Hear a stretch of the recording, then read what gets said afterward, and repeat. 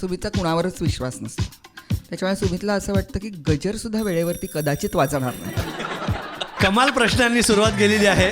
आम्ही वायफळवरती काय आहोत त्याची स्टोरी असं सांगते. नाहीये. मी एक माझी मिनिट. स्वतःची हा, ऑडिशन माता. मी पात्र आहे का हे तू करण्यासाठी? पात्रच आहेस. तेरी याद हम सफर सुबह शाम, तेरी याद हम सफर सुबह शाम. हे कोण ठरवतं की रात्रीचे तास हे झोपायचे आहेत आणि सकाळचे तास हे कामाचे? नाही, ट्रम्पला फारच आवडेल आहे. चुकून तो असा डास असा मेला आणि तो जर खाली पडला ना तर सुमितला ते तडतड नाही झालं तर मजा नाही येत. मग तो परत त्याला उचलून त्याच्यावर आमचे दोन जे मोठे सुपुत्र आहेत, भुभू आहेत आमचे. भुभू आहेत, त्यांना तो घेऊन सकाळी फिरायला जातो. त्याच्यामुळे आमच्या भागातल्या बऱ्याच बायका सध्या रोज मॉर्निंग वॉकला जातात. या 54 वर्षामध्ये मी पप्पांना इतक्या वेगवेगळ्या रूपात बघितलेलं आहे. रूपात ॲज इन सिच्युएशन्समध्ये बघितलेलं आहे, पण माणूस तोच आहे. तर हे जे आहे ना की कम वॉट मे, आनंद असू दे, दुःख असू दे, डिप्रेशन असू दे, काही असू दे, यू आर एव्हर स्माइलिंग. ह्याच्यातला एक अंश जरी आपल्यात आला ना तरी मी म्हणेन की माझं आयुष्य सफल झालं. तर मी, आमचा सेट डिझायनर, आमचा दिग्दर्शक असं आम्ही तिघे बसलो आणि बाजूच्या चेअरवर अजून एक माणूस येऊन बसला. तर त्यांनी सिगरेट पेटवली आणि त्यांनी पॅकेट टाकलं बाजूला. तर मी त्याला म्हणालो की ये क्यों फेंका आपने? तो क्या यहाँ पे किसने और ने भी तो फेंका है यहाँ पे. तर मी सांगितलं आप बच्चे को यही सिखाएंगे ना, प्रॉमिस करेंगे आप? तुमच्या मुलासाठी तुम्ही सुपरमॅन आहात, मग तुम्ही त्याप्रमाणे वागलं पाहिजे. तुम्ही तुमच्या मुलाच्या मनावर किती आघात करताय. अरे शाळेत तर शिकवलं होतं की कचरा टाकू नये आणि माझा हिरो तर इकडे कचरा टाकतोय. मग नाही, हाच बरोबर आहे. तर ह्या गोष्टीची काळजी प्रत्येकाने घेणं गरजेचं. संस्कार ही अशी काही गुटी नसते की मायफळाचे 2 आणि जायफळाचे 2 आणि वायफळाचा 1. ऑफकोर्स. Why not. असे सहाणेवरती वेढे घ्या आणि मग ते कोमट दुधात मिसळून चांदीच्या चमच्यानी बाळाला पाजा, असं काही नसतं. आई वडिलांना बघत ते शिकत असतात. त्याच्यामुळे तुम्ही सतत लक्षात ठेवायला पाहिजे की तुम्ही CCTV के निगराणी में आहात. शब्द रूप आले मुक्या भावना धुंदी कळ्या. वा, क्या बात.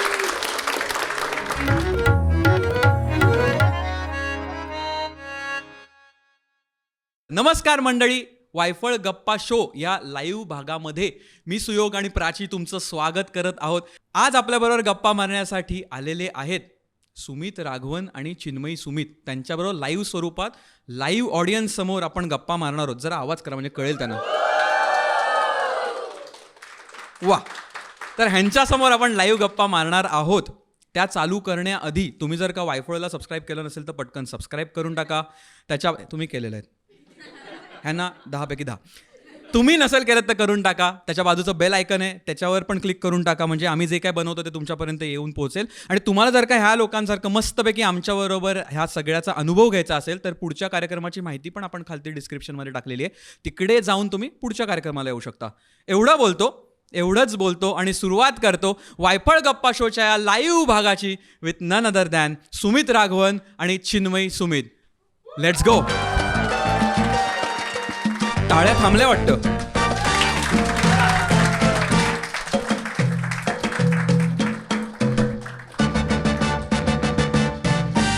ए नमस्कार. नमस्कार नमस्कार नमस्कार.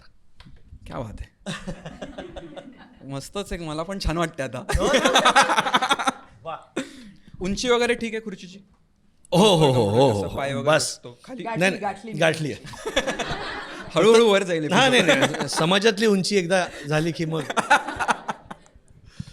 कसं वाटतं ह्या क्षणाला तुम्हाला दोघांना? काय कसं वाटतं म्हणजे लोअर परेलमध्ये 3 पार्लेकर बसलेत बघा.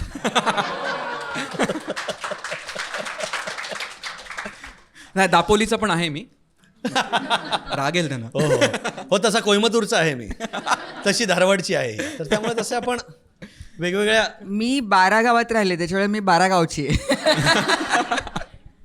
नाही, इथे येऊन म्हणजे कसं झालं की सतत वायफळ आपण जेव्हा कुठलंही सोशल मीडिया सुरू केलं की त्याच्यावर आपल्याला सुयोग दिसतोच. तर अशी उत्सुकता होती की कधी एकदा सुयोग आम्हाला बोलवेल ना आणि त्याचा शो अजून उंचीवर जाईल. तर शेवटी त्याला अशी गरज भासली आमची आणि त्यांनी आम्हाला तुझ्या बोलवलं. हसण्यात तू काहीतरी तुझं बुडलाय पोर्शन. तो म्हणाला कधी तो उंची गाठेल कार्यक्रमाची, असं त्याचं म्हणणं आहे. बरोबर आहे. आपण हळूहळू वर राहणार पण उंचीवर. आणि तसे काय आता सध्या मराठमोळं पॉडकास्ट खूप येत आहेत, पण वायफळने एकतर नावामुळे सुद्धा एक छान कॉईन केलेलं आहे. हे जे काय नाव आहे की वायफळ गप्पा मारायला भेटूया. तर तसंच आहे की तुम्हाला काहीतरी सतत चमकदार करावं लागतं नाही का आजकाल. पण हे चमकदार असूनसुद्धा हे इन द फेस नाही आहे. हे खूप सहज आल्यासारखं टायटल आहे आणि म्हणून असं वाटतं की इकडे येणं पण सहज आहे. त्यामुळे थँक्यू सुयोग, आम्हा दोघांना तू इथे बोलवलंस आणि इतका सुंदर ऑडियन्स इथे समोर बसलेला आहे. Thank you for coming. आज आपल्या इतिहासातला वायफळचा पहिला भाग आहे जिकडे जोडी आलेली आहे. वा वा वा. कसं वाटतं पण इन जनरल आजचा दिवस कसा आहे? खूप छान आहे. सध्या एका नवीन नाटकाची तालीम करतोय, त्याच्यामुळे ते एक जरा असं होतं ना की काहीतरी थारेपालट पण पाहिजे असतो, रुचीपालट पण पाहिजे असतं. तसं झालं आहे आमचं की रोज आम्ही एकत्रच काम करतोय बऱ्याच वर्षांनी. त्याच्यामुळे एकत्र असतो, पण थिएटरच्या हॉलमध्ये रोज एकत्र भेटणं, मग जाताना गाडीत शेवटच्या वाक्यांची रिहर्सल करणं, असंच सारखं वातावरण आहे. त्याच्यामुळे असं वाटलं की नाही, किती दिवस झाले आपण अशा नुसत्या गप्पाच मारल्या नाही आहेत. तर आज आम्ही तुझ्या साक्षीनी आणि सगळ्यांशी अशा आम्ही गप्पा मारणार. 4 कॅमेऱ्यांसमोर. येस, त्याच्यामुळे खूप मज्जा येते, खूप Yes. छान वाटतंय, हलकं वाटतंय. तुमच्या- ऊर्जा घेऊन जाणार होता आज आम्ही इथून. मगाशीच मी म्हटलं कोल्हापूरवरून वगैरे लोकांना म्हटलं माझ्यावर अपेक्षांचं ओझं खूप वाढलंय. वा, अय्या, कोल्हापूर, नाशिक, पुणे. क्या बात आहे. वा कमाल कमाल. मजा नाही, आली. हे वायफळचं यश आहे असं मी म्हणेन. कारण इतक्या दूरवर पोचतंय हा पॉडकास्ट म्हणा किंवा यु नो ही एनर्जी, तर फार फार गरजेचं आहे आणि ऑल द बेस्ट तू टू यू. नेहमी त्यांच्या दिवाणखान्यात पोहोचतोयस, आज त्यांनी पोचपावती दिली तुझ्यापर्यंत पोहोचून तुला. खरंय.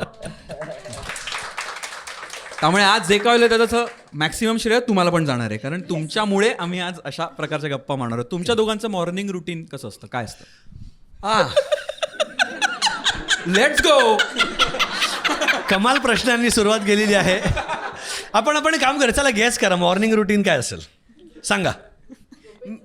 नाही, अरे वा, हे खरंच मला असं वाटलं नव्हतं की कोणी असंही म्हणेल. इंटेलिजंट. नाही, बरोबर आहे. पण झोपेत कोण किती वाजता उठत असेल ह्याची जरा आपण. सर लवकर. तो रात्रीच उठतो. अरे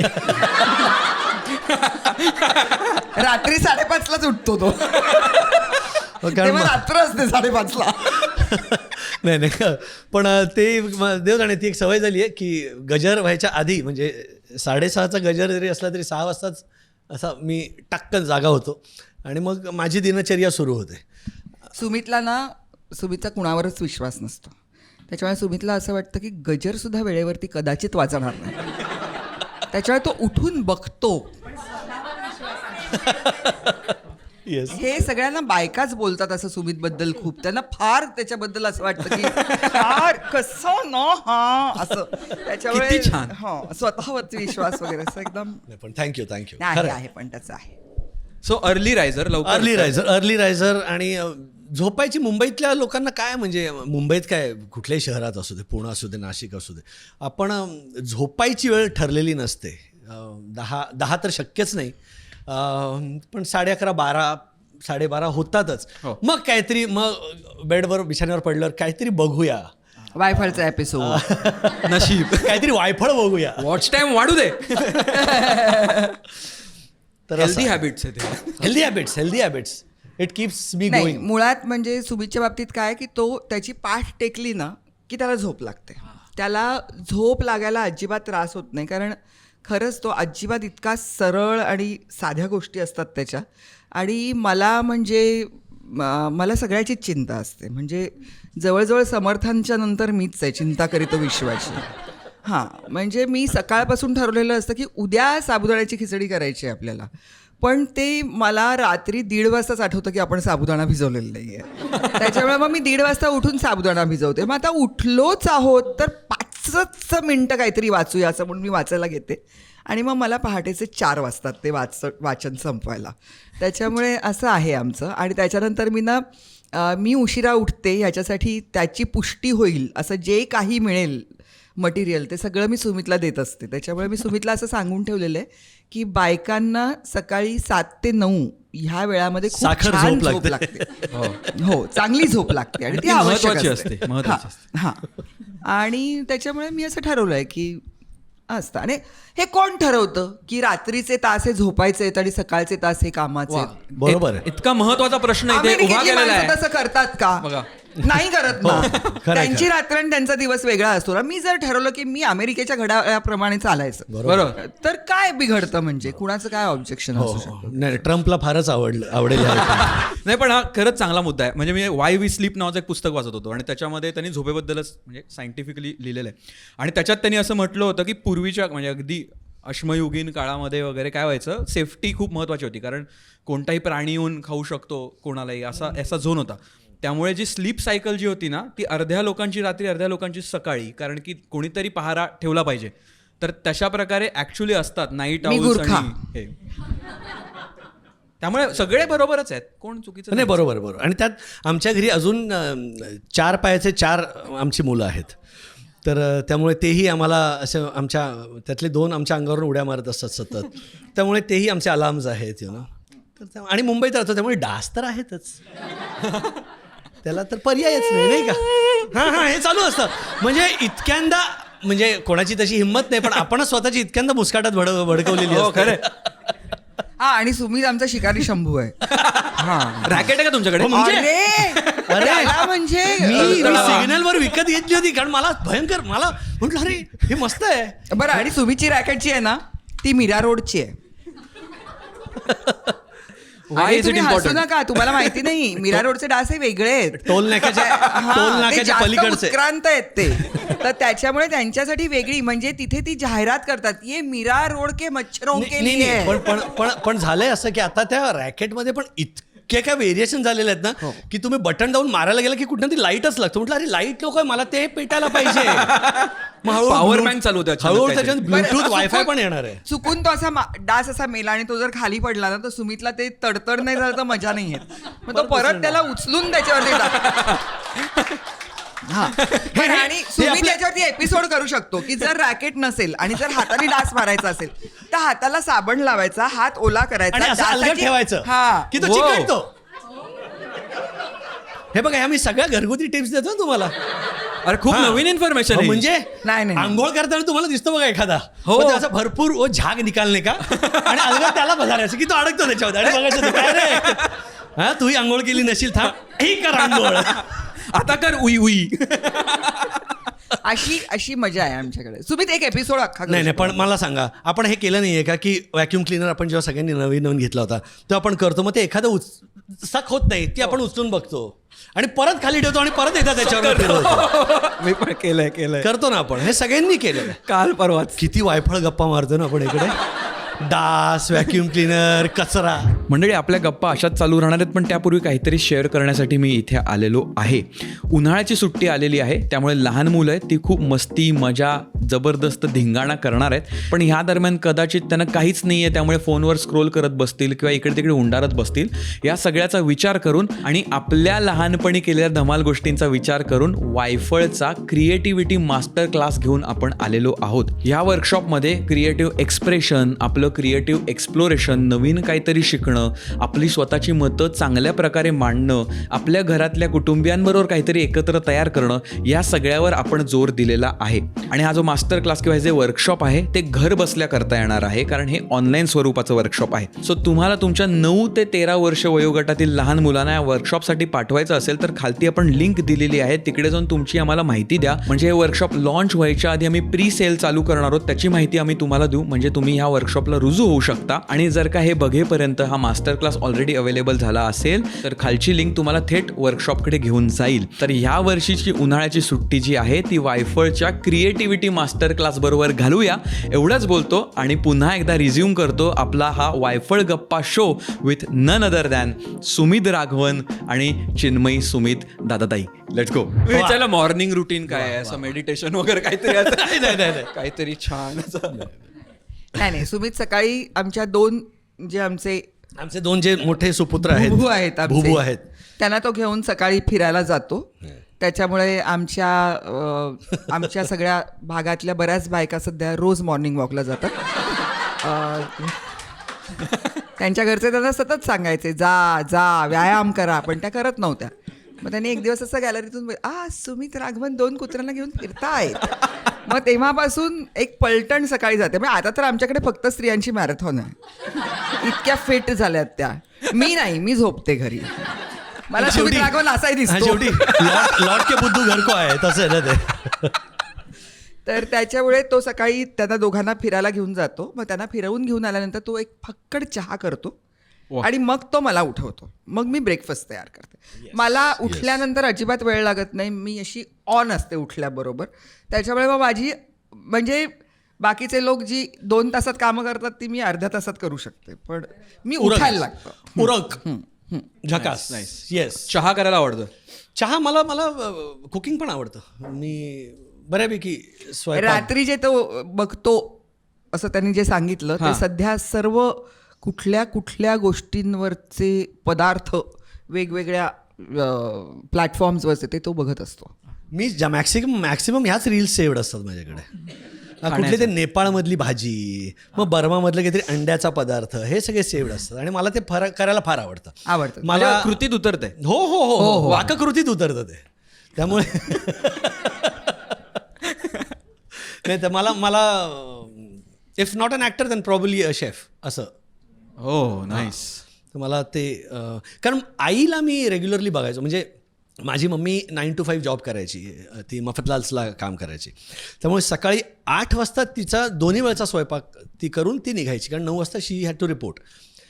तर माझी सकाळी 6ची शाळा असायची. तर त्यामुळे मी पण लुडबुड करायचो. त्यामुळे हे सगळं इतकं बघितलेलं आहे की. आणि दुपारची शाळा जेव्हा सुरू झाली माझी 1ची, तेव्हा सकाळचा वेळ मोकळा असायचा. साधारण 8-8:30ला उठल्यानंतर मग काय करायचं, मग मम्मीला फोन करायचं, मम्मी काय करू, हां आज पोहे कर, मग हे कर, मग ते कर. मग असे इन्स्ट्रक्शन्स घेऊन मी करायचो. किंवा अंड्याचं हाफ फ्राय वगैरे हे तेव्हा मी 6वी-7वीत असताना करायला लागलो होतो. Sunny side up. हां sunny side. So yes, thanks to mummy. आणि मग त्याच्यानंतर मम्मींपेक्षा मी असं म्हणेन की मध्येच बोलते मी जरा, पण ते त्याच्याकडे पप्पांमुळे आहे. कारण आमच्या घरांमध्ये म्हणजे विशेष करून साऊथ इंडियन घरांमध्ये मुलांना काही कामच करायला लावायचं नाही ही पद्धतच नाही आहे. मुलगेही तितकंच काम करतात जितक्या मुली करतात. आणि जेव्हा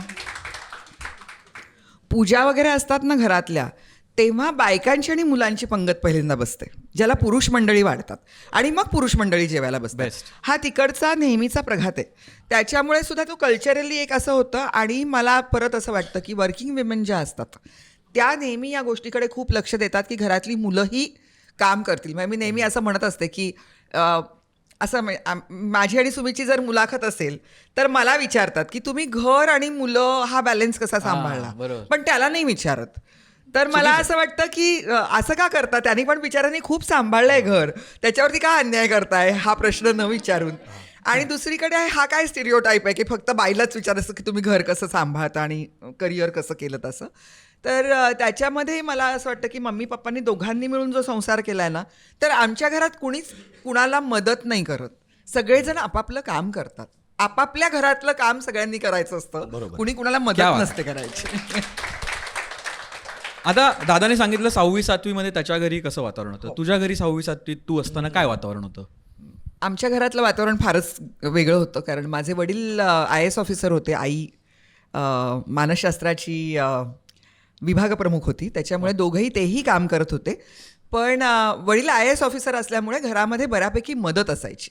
बरेच म्हणजे हाऊस हेल्प ज्याला आपण म्हणतो तसं तिथली पद्धतच होती. 4 पिऊन्स असायचे, 2 खानसामा असायचे, 2 ड्रायव्हर्स असायचे, असं सगळं होतं. पण त्यात असं होतं की माझे वडील बदलीच्या ठिकाणी जायचे आणि आईनी मात्र आमच्या शिक्षणामध्ये खंड पडू नये म्हणून ती औरंगाबादलाच राहत होती. औरंगाबाद म्हणजे आता त्याला छत्रपती संभाजीनगर म्हणतात. तर तिथेच आई राहायची. त्याच्यामुळे आम्ही कधी कधी आईबरोबर राहायचो, कधी कधी वडिलांबरोबर राहायचो. आणि माझी बहीण जास्त आईबरोबर राहिली. मी जास्त द्वाड उन्हाड अशी असल्यामुळे मला काही शाळा बदलते वगैरे आणि काही फरक पडायचं नाही. नवीन मैत्रिणी, नवीन मित्र असं करत मी वडिलांची जिथे बदली होईल तिथे जायचे. आणि मग तिकडे हा सगळा ताफा असल्यामुळे मला एक थोडंसं ते लेडी ऑफ द हाऊस असं एक हे यायचं. आणि घर चालवणं म्हणजे अक्षरशः असं म्हणतो ना आपण डाल आटे का भाव, तो मला 6वी-7वी मध्ये माहिती होता की आपल्याकडे कुणीतरी जेवायला येतंय तर कसा मेनू ठरवायचा, कसं आगत स्वागत करायचं, हे तेव्हापासून माहिती होतं आणि त्याची आवड होती. मला भयंकर आवडायचं. जेव्हा माझे वडील फार असे सगळेजण म्हणायचे ना त्यांना की तुम्हाला नाही वाटत का की तुमच्या मुलींनी असं ऑफिसर वगैरे व्हावं, तर ते म्हणायचे नाही, एकूण तिची आवड बघता तिला फक्त संसारच करायला आवडतं एवढं मला दिसतं. काय चांगला करते ती संसार. वा. त्याच्यामुळे अशी मजा होती. करिअर कर. हो, याच्यात तू करिअर कर. हो हो, करिअरच आहे ते पण एक सिरियस बिझनेस. ऑफकोर्स आहे ते. खूप खूप सुंदर गोष्ट आहे, मला फार आवडते करायला. आणि थँकलेस आहे पण ते आहे. Taken for granted. Taken for granted. Yes, that depends. तुमची फॅमिली कशी आहे त्याच्यावरती ते असतं. काही काही लोकांना खूप कृतज्ञता वाटते घरात राहून जे लोक काम करतात त्यांच्याबद्दल, कुणी कुणी गृहीत धरतं. पण वाचन म्हणजे तू आज जेवलीस की नाहीस असं कोणी विचारायचं नाही, वाचलंस काय हे मात्र माझ्या घरामध्ये अगदी विचारलं जायचं. नवीन पुस्तकं जर नाही आणली, मागितली तर पोरींचं काहीतरी तंत्र बिघडलंय असं आईवडिलांना वाटायचं. आणि त्यावेळेला अरे खूप मी तर परवा पण म्हटलं की स्नेहसंमेलनं जी व्हायची, म्हणजे गॅदरिंग्स जी व्हायची कॉलेजेसची, त्याच्यामध्ये असं टी व्ही स्टार्स आणि फिल्म स्टार्सना नाही बोलवायचं, कारण तेव्हा त्या टेलिव्हिजनवरती एकच चॅनल होतं. तर सगळे साहित्यिक यायचे रे, म्हणजे बाभ बोरकर आलेत त्यांच्या कॉलेजमध्ये, त्यांच्या कॉलेजमध्ये विंदा करंदीकर आलेत, इकडे मंगेश पाडगावकर आलेत, वसंत बापट आलेत, अशा पद्धतीचं वातावरण होतं. आणि मी 6वी पासून मी साहित्य संमेलनांना जायला लागले. त्याच्यामुळे हे वातावरण होतं घरातलं. मस्त. फिरतीमध्ये कुठलं शहर असं किंवा कुठलं गाव आहे जे अगदीच जवळच आहे असं? Aurangabad. Any time, any day. म्हणजे मी असं नेहमी म्हणते की माझी माती औरंगाबादमध्ये. पांढरा वाघ बघितलेलं मी, ते एकमेव शहर आहे. तिकडल्या झू मध्ये गेलो होतो मी. हो, तिथे पांढरा वाघ होता. फॅसिनेटिंग होतं मार्टी. पण चिन्मयला मराठवाडा जरा असा दिल के करीब आहे. कोल्हापूर पण हां, कोल्हापूर पण आहे. कोल्हापूर पण. येस, मस्त. पांढरा वाघ बरोबर तिथे माझ्याकडे बघून पांढरा वाघ का म्हणतो? लिंक लागली माझी.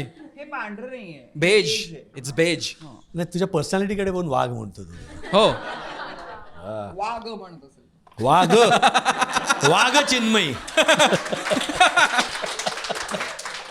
काय पनवर पण घेतलं म्हणजे. हा, आम्ही पण.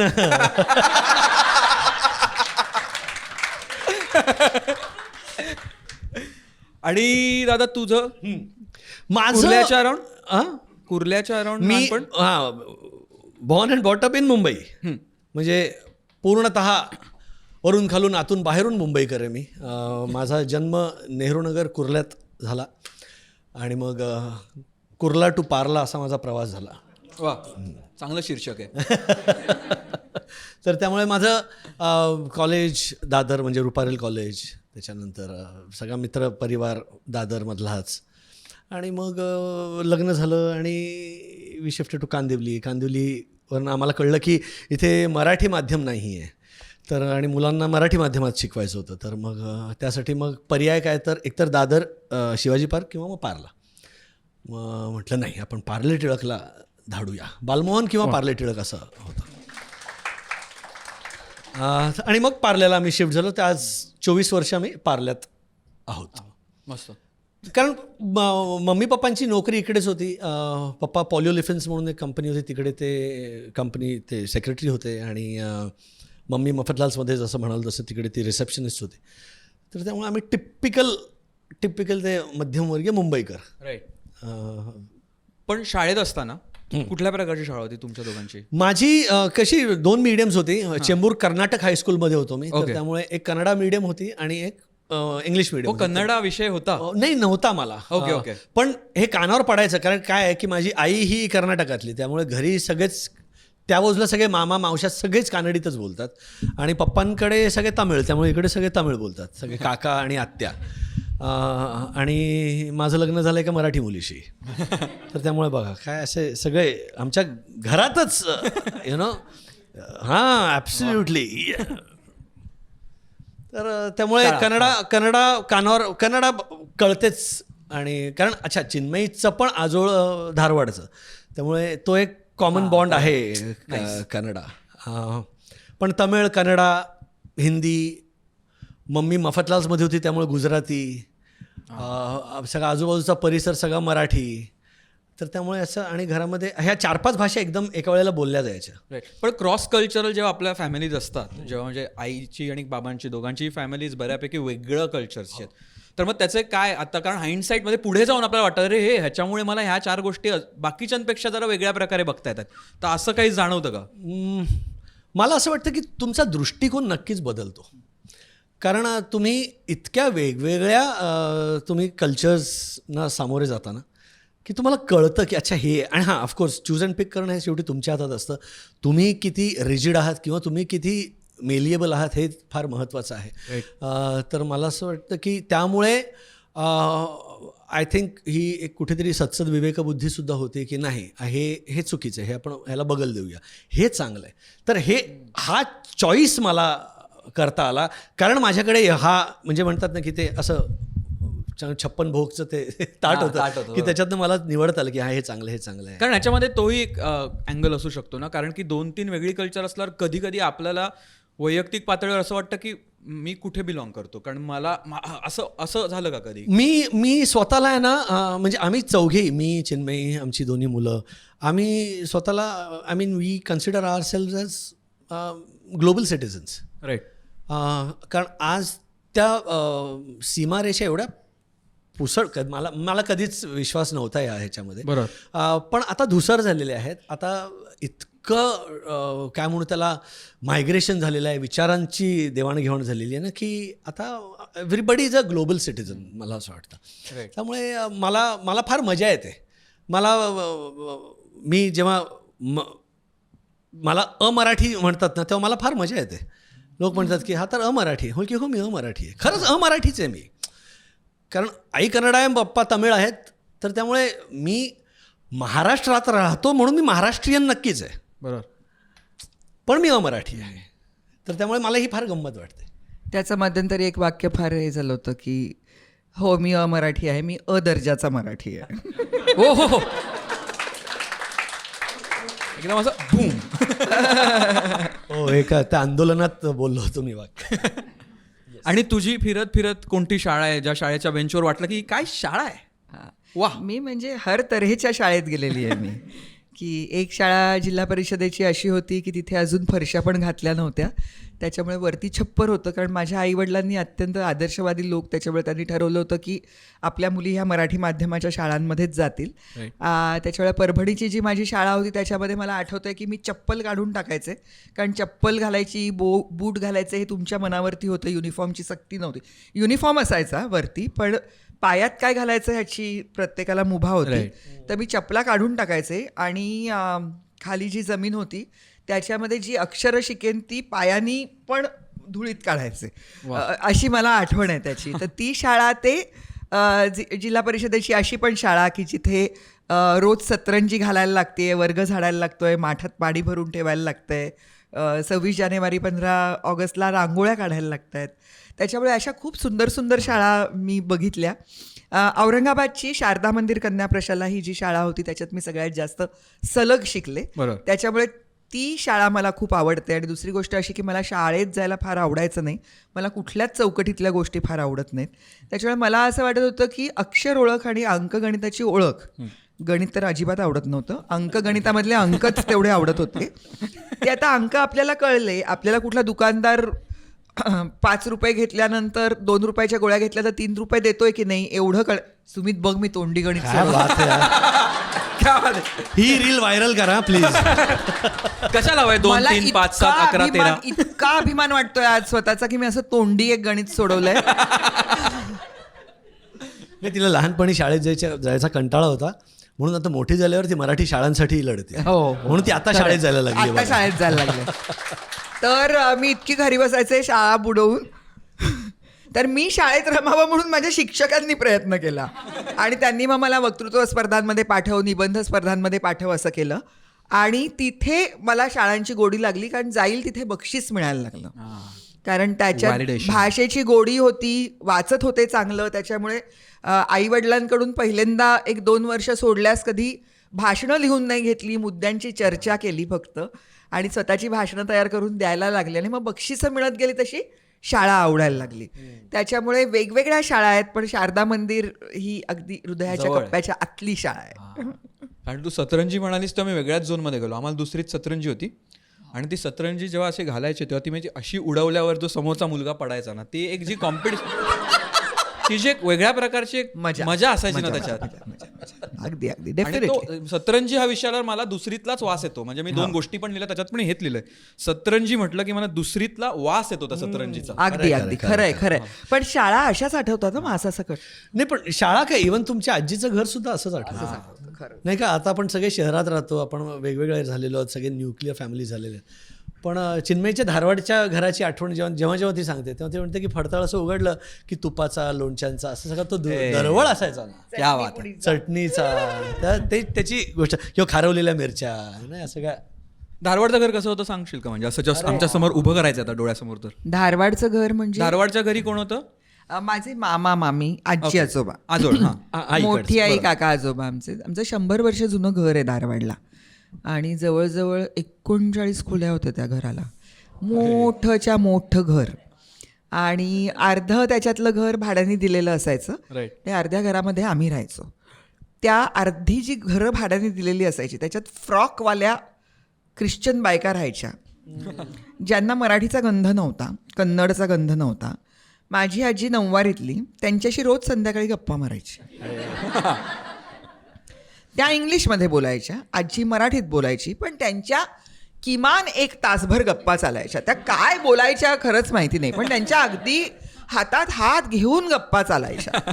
त्या तिच्यासाठी क्रिसमसला एगलेस केक बनवायच्या. आजीकडच्या चकल्यांचा पहिला घाणा निघाला की तो त्यांच्या घरी पहिल्यांदा जायचा देवासमोर 2 ठेवल्यानंतर. अशी त्यांची भयंकर मैत्री होती. त्या घरामध्ये मल्लिकार्जुन मनसूर यायचे. हो, नाईस. माझ्या आजीला बरं नसेल तर तिला येऊन विचारायचे तुमच्यासाठी आज काय गाऊन जाऊ, आणि ते तिच्यासाठी गाऊन जायचे घरी येऊन. त्या घरामध्ये G.A. कुलकर्णी यायचे. आमच्याकडे एक असा मोठा झोपाळा होता लाकडी. घरात गेल्याबरोबर लाकडी झोपाळा होता. त्या झोपाळ्यावरती बसून ते थोडा वेळ झुलायचे, बाहेर जायचे, एक सिगरेट ओढायचे आणि निघून जायचे. नाहीतर आमच्या घरामध्ये आणि घराच्या जवळपास कोणी सिगरेट ओढेल अशी शक्यताच नव्हती. G.A.ना ती परवानगी होती आणि काळ्या रंगाच्या स्कूटरवरून ते यायचे. त्यांनी त्यांची स्कूटर पूर्णपणे काळ्या रंगाने रंगवलेली होती. त्याच्यामुळे असे अवलिया आम्ही खूप लवकर बघितले. तेव्हा यायचं मागचं कारण काय होतं? माझा मामा डॉक्टर होता. ओके. आणि हे मोठं घर होतं धारवाडमधलं, राईट. की ज्या घरामध्ये सगळ्यांचा राबता होता. म्हणजे आमच्याकडे काहीतरी जर उत्सव साजरा करायचा असेल तर त्याच्यासाठी शास्त्रीय संगीताची मैफलच असायची. त्याच्यामुळे अशा पद्धतीचं वातावरण होतं. आणि आमच्या घरामध्ये एक कपाट होतं छोटं, शिसवी लाकडाचं, ज्याच्यामध्ये माझे आजोबा कर्नाटकात राहून सुद्धा इथे कुठल्याही नाटकाचं पुस्तक प्रसिद्ध झालं की ते 10 दिवसाच्या आत धारवाडच्या घरामध्ये तिथे असायचं. कमाल. गीतरामायणाचा सगळ्या तबकड्या होत्या. मी संध्याकाळी मालवून टाकदीप लावायचे आणि धारवाडला नेमके लाईट्स जायचे आणि सगळेजण मला ओरडायचे की हिनी ते लावलं म्हणून लाईट्स गेले. हीच आहे ती. आणि धारवाडमध्ये अजूनही तसेच लाईट्स जातात. त्याच्यामुळे धारवाड अजिबात बदललेलं नाही. तर असं ते घर होतं फार गोड. पण म्हणजे लाईट जातो तेव्हा जे कुटुंब एकत्र येतं ना, वा वा वा वा. आणि सगळे असे गुमनाम है कोई, आणि सगळेजण मेणबत्त्या घेऊन येताना दिसतात तुम्हाला. अरे मला अजून माझ्या आजोबांचे डायलॉग्स आठवतात. आमच्या भावाची एक खोली होती ज्याला आम्ही गुहा म्हणायचो. ते आमचं डेन होतं. तिथे आम्ही बसून पत्ते खेळायचो, गप्पा मारायचो. आणि आंब्याची आढी पण तिकडेच लागायची त्यांच्या त्या खोलीच्या व्हरांड्यात. तर माझे आजोबा असे आम्ही गप्पा मारायला लागलो की ते असेच 9 वाजेपर्यंत कसले जागता, आता 9 म्हणजे काहीच झालं नाही ना. आणि मग ते असे रागवले म्हणून थोड्या वेळाने यायचे आणि स्वतःच डोळे पुसायचे आणि म्हणायचे उगीच रागवलो रे बाळांनो, तुमची सुट्टी चालू आहे. असे गोड आजी आजोबा आणि असं गोड ते घर. आता माझे मामा मामी आहेत पण तोच गोडवा अजून त्या घरात टिकून आहे. आम्ही आणि घरही आहे तसंच. हो, हो, हो, हो. तेही महत्वाचं. घर आता मॉडर्न झालं जरा, Modern झालं. त्याच्यामुळे हरकत घर नाही, तसं नाही झालं पण छान. लोक तसेच आहेत. हो, लोक बदलले नाही पाहिजेत, नाही का? माणसं तशीच असली पाहिजेत. लहानपणी असं करतो आम्ही, असं फार हे काही नाही मी हो नाही नाही. आणि काय मला जर असं वाटलं की तू जरा जास्त त्याला भाव देतोयस तर मी भांडीन की असं तुझ्याशी. नाहीये. काय? असं वाटतंय का तुम्हाला? नाही मीच जास्त बोलतेय. बोल बोल बॅलन्स्ड आहे मी भाई. बॅलन्स तू तरी कधी बोलणार, घरात नाही हो, खरंय खरं. आपण जेव्हा लहान असतो किंवा शाळेत असतो किंवा कॉलेजच्या अराउंड असतो ना, तेव्हा आपल्या एका फॅमिलीमधला किंवा आपल्या फॅमिलीच्या ओळखीची एखादी व्यक्ती असते, तिच्याकडे बघून आपल्याला वाटतं की ही व्यक्ती बाप आहे, काहीतरी कमाल केलं ह्या व्यक्तीने आयुष्यात. असं कोण आठवतंय का तुला तुझ्या तरुणपणी की अरे यार तसं काहीतरी करायला पाहिजे यार, काय जबरदस्त माणूस आहे हा? वेगवेगळ्या कारणांसाठी वेगवेगळे असे आहेत. जसे आमच्याकडे एक शिव अंकल म्हणून यायचे. पप्पा जसं सांगितलं तसं ते का कंपनीत सेक्रेटरी होते आणि मग त्याच्यानंतर त्यांनी ती नोकरी सोडली आणि मग त्यांनी बिझनेस सुरू केला. एक साऊथचा सडगोपन नावाचे एक गृहस्थ होते. त्यांनी आमच्या पप्पांना फार छान टोपी लावली आणि हो, बिचारे पप्पा आमचे म्हणजे गंडलेच. मग त्याच्यानंतर त्यांनी तो सगळा गाशा गुंडाळला आणि असेच ते कुठल्या तरी मित्राबरोबर हॉटेलमध्ये बसले होते. तेव्हा त्या मित्राचं काहीतरी, तो जो मित्र होता बालू अंकल, त्यांना काहीतरी कुठेतरी अडत होते. ही वॉज इन ॲडव्हर्टायझिंग आणि ते स्वतः कॉपीरायटर होते. तर त्यांनी जस्ट विचारलं पप्पांना की राघवन ये म्हणजे can you just do this, do you have any idea? तर पप्पांनी ते तिकडच्या टिश्यू पेपरवर ती ओळ पूर्ण करून दिली आणि ते म्हणाले की why don't you start writing. तर म्हणजे कुठलं काय तुम्हाला मिळतं आणि कुठलं काय सुरू होऊ शकतं ह्याचं खरंच आपल्या हातात नसतं ते. तर त्या हॉटेल कम बारमधनं पप्पांचं एक वेगळंच करिअर सुरू झालं आणि पुढे मग 40 वर्ष पप्पा कॉपी रायटिंग करत होते. तर त्या कॉपी रायटिंगच्या दुनियेत एक शिव नावाचा एक माणूस मला म्हणजे भेटला, जो आमच्या घरी यायचा. तो टेरिफिक म्हणजे फार चमकदार होता तो माणूस. तर मला त्यांच्याकडे बघून नेहमी वाटायचं काय कमाल आहे माणूस. सुपर बॅरिटोन आवाज होता आणि ह्याच्यातलं नॉलेज पण होतं. तर ते आमचे शिव अंकल आहेत. पण ऑल सेड अँड डन बरीच माणसं आहेत, पण मला असं वाटतं की माझ्यासाठी एकमेव जो सुपरमॅन आहे ते म्हणजे माझे पप्पा.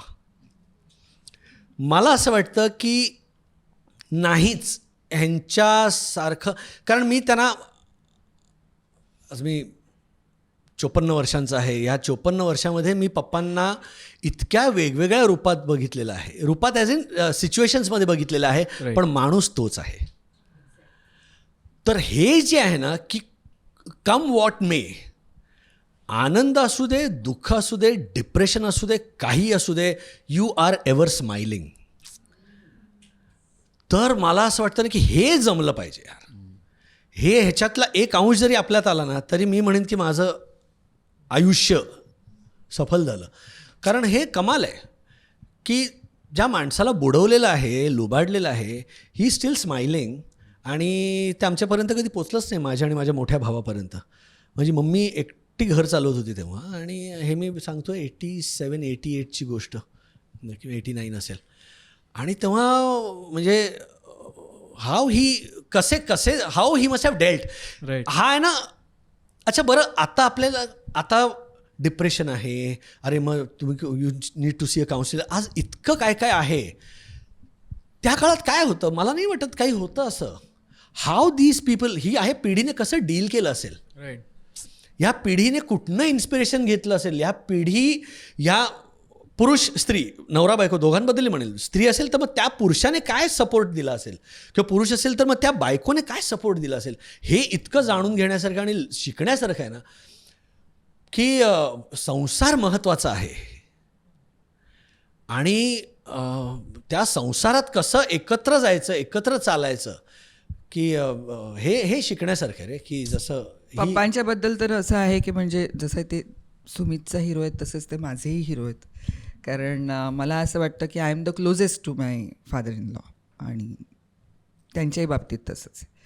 तर पप्पा म्हणजे डिसेन्सी, ग्रेस काय असते हे personified. त्यांच्याकडे बघून कळू शकतं. कारण ज्या वेळेला असं एक ती जी वेळ आली की पप्पांनी ठरवलं की आपण बरं, पप्पांच्या बद्दलची आणखीन एक इंटरेस्टिंग गोष्ट म्हणजे ते होमी बाबांचे सेक्रेटरी होते. हां, ते त्यांचे PA होते. त्याच्यामुळे होमी बाबांच्या बद्दल त्यांनी खूप ऐकलेलं आहे, त्यांना पियानो वाजवताना ऐकलेलं आहे. असं सगळं त्यांची ती मैत्री होती. कारण पप्पा अत्यंत नेमस्त ज्याला आपण म्हणू ना, सुंदर अक्षर, सगळं व्यवस्थित, अतिशय व्यवस्थितपणा अंगातला जो सुमितमध्ये पण आहे. आणि आदर देणं म्हणजे का मला ह्या माणसाबद्दल आदर वाटतो याला उत्तरच नाही. तो माणूस आहे, तो आदराचा अधिकारी आहे, त्याला आदर दिलाच पाहिजे. त्याच्यामुळे ते कुणालाही सर म्हणतात. म्हणजे मला आता इतकी आठवण येते अतुल परचुरेची. आत्ता अतुल परचुरे हा सुमितचा मित्र, तो आमच्या घरी आला होता जेवायला. हे दोघे जण कुठेतरी दौऱ्यावरती चालले होते, तर आधी घरी जेवून मग दौऱ्यावरती निघणार होते नाशिकला जायला.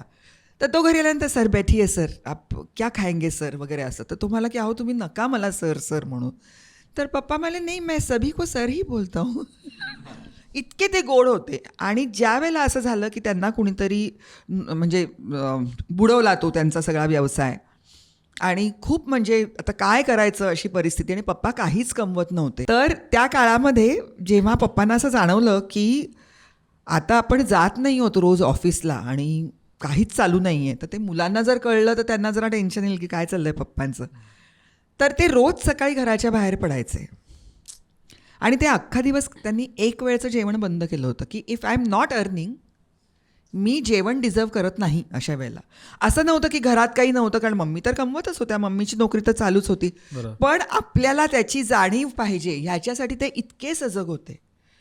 आणि असं केलं. आणि परत त्यांनी मुलांच्या गोष्टींसाठी म्हणजे माझा मोठा दीर जो आहे, जो सुमितपेक्षा 7 वर्षांनी मोठा आहे, तो क्रिकेट खेळायचा.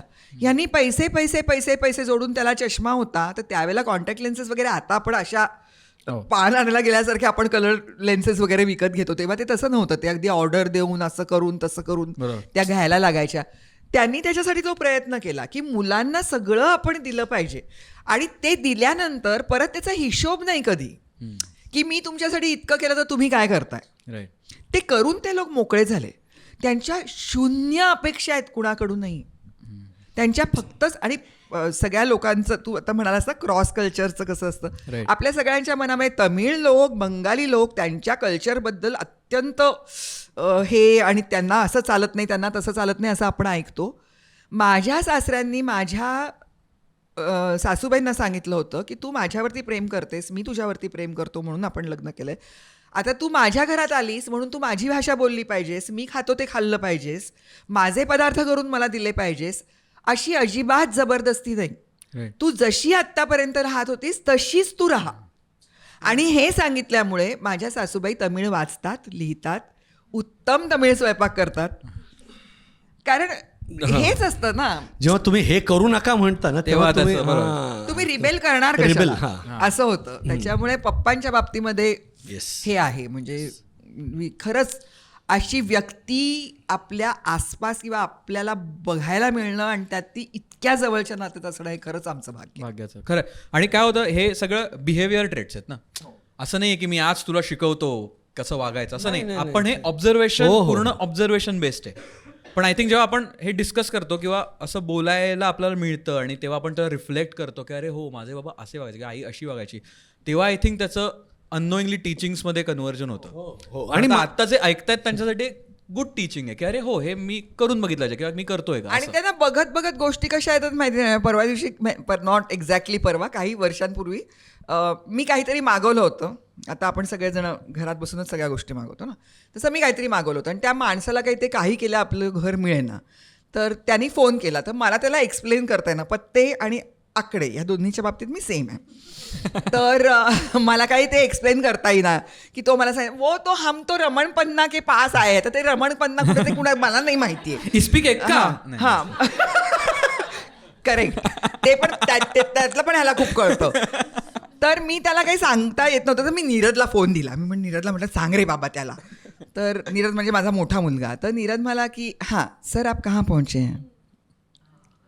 असं त्याने डिलिव्हरीवाल्या मुलाला जेव्हा सर आप कहाँ पहुंचे असं मी म्हटलं तेव्हा मला एकदम माझ्या सासऱ्यांची आठवण आली की ते तिथपासून ते इथपर्यंत पोहोचवता आलं आपल्याला, ह्याचंच मला इतकं धन्य वाटलं.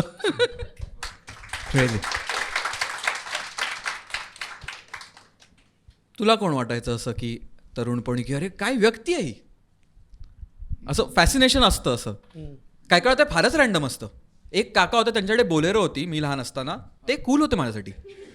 ह्यांच्याकडे आम्ही जेव्हा गाडी घ्यायचा विचार चालला होता माझा आणि प्राचीचा, मी किती वेळ म्हणतो आपण बोलेरो घेऊया, कारण माझ्या मनात बोलेरोचं स्थान वेगळं आहे. माझ्या आयुष्यात बलेनोच आहेत. कालच सुमितला सांगितलं, त्याच्या जॅगवारमध्ये बसून मी सांगितलं बघ बलेनो किती मस्त गाडी आहे. छोटे लोक छोटी पसंत. So fascination. फॅसिनेशन फार वेगळं उत्तर आहे माझं. पण मी लहानपणी ज्या वातावरणामध्ये मी वाढली आहे, माझी आई डॉक्टर बाबासाहेब आंबेडकर कॉलेजमध्ये शिकवायची. आणि डॉक्टर बाबासाहेब आंबेडकर कॉलेजमध्ये असं होतं की ते सगळा तो जो परिसर आहे नागसेन वन हा, ते पीपल्स एज्युकेशन सोसायटीचा तो सगळा भरपूर एक जवळजवळ 300 एकर त्यांची ती जमीन आहे. राईट. तर त्याच्यामध्ये सतत भगवान बुद्ध आणि डॉक्टर बाबासाहेब आंबेडकर यांच्याबद्दल बोललं जायचं. आणि तिथे जी मुलं त्या कॉलेजेसमध्ये शिकायला यायची ती मुलं खेड्यापाड्यातून शिकायला यायची. परिस्थिती अशी असायची की त्यांच्याकडे एक शर्ट एक पॅन्ट असायची, कपड्यांचा एकच जोड. आणि ते तिथे खोल्या घेऊन एकेका खोलीत 6-6, 7-7 मुलं ती राहायची.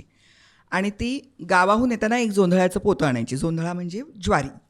ज्वारीचं एक पोतं आणायचं, ते दळून आणायचं पीठ, आणि मग त्याच्याबरोबर जर पैसे असतील तर भाजी, नाहीतर कांदा आणि भाकरी, असं ते राहायचे. तर ते कॉलेजमधून सकाळचं कॉलेज असायचं 7 ते 12.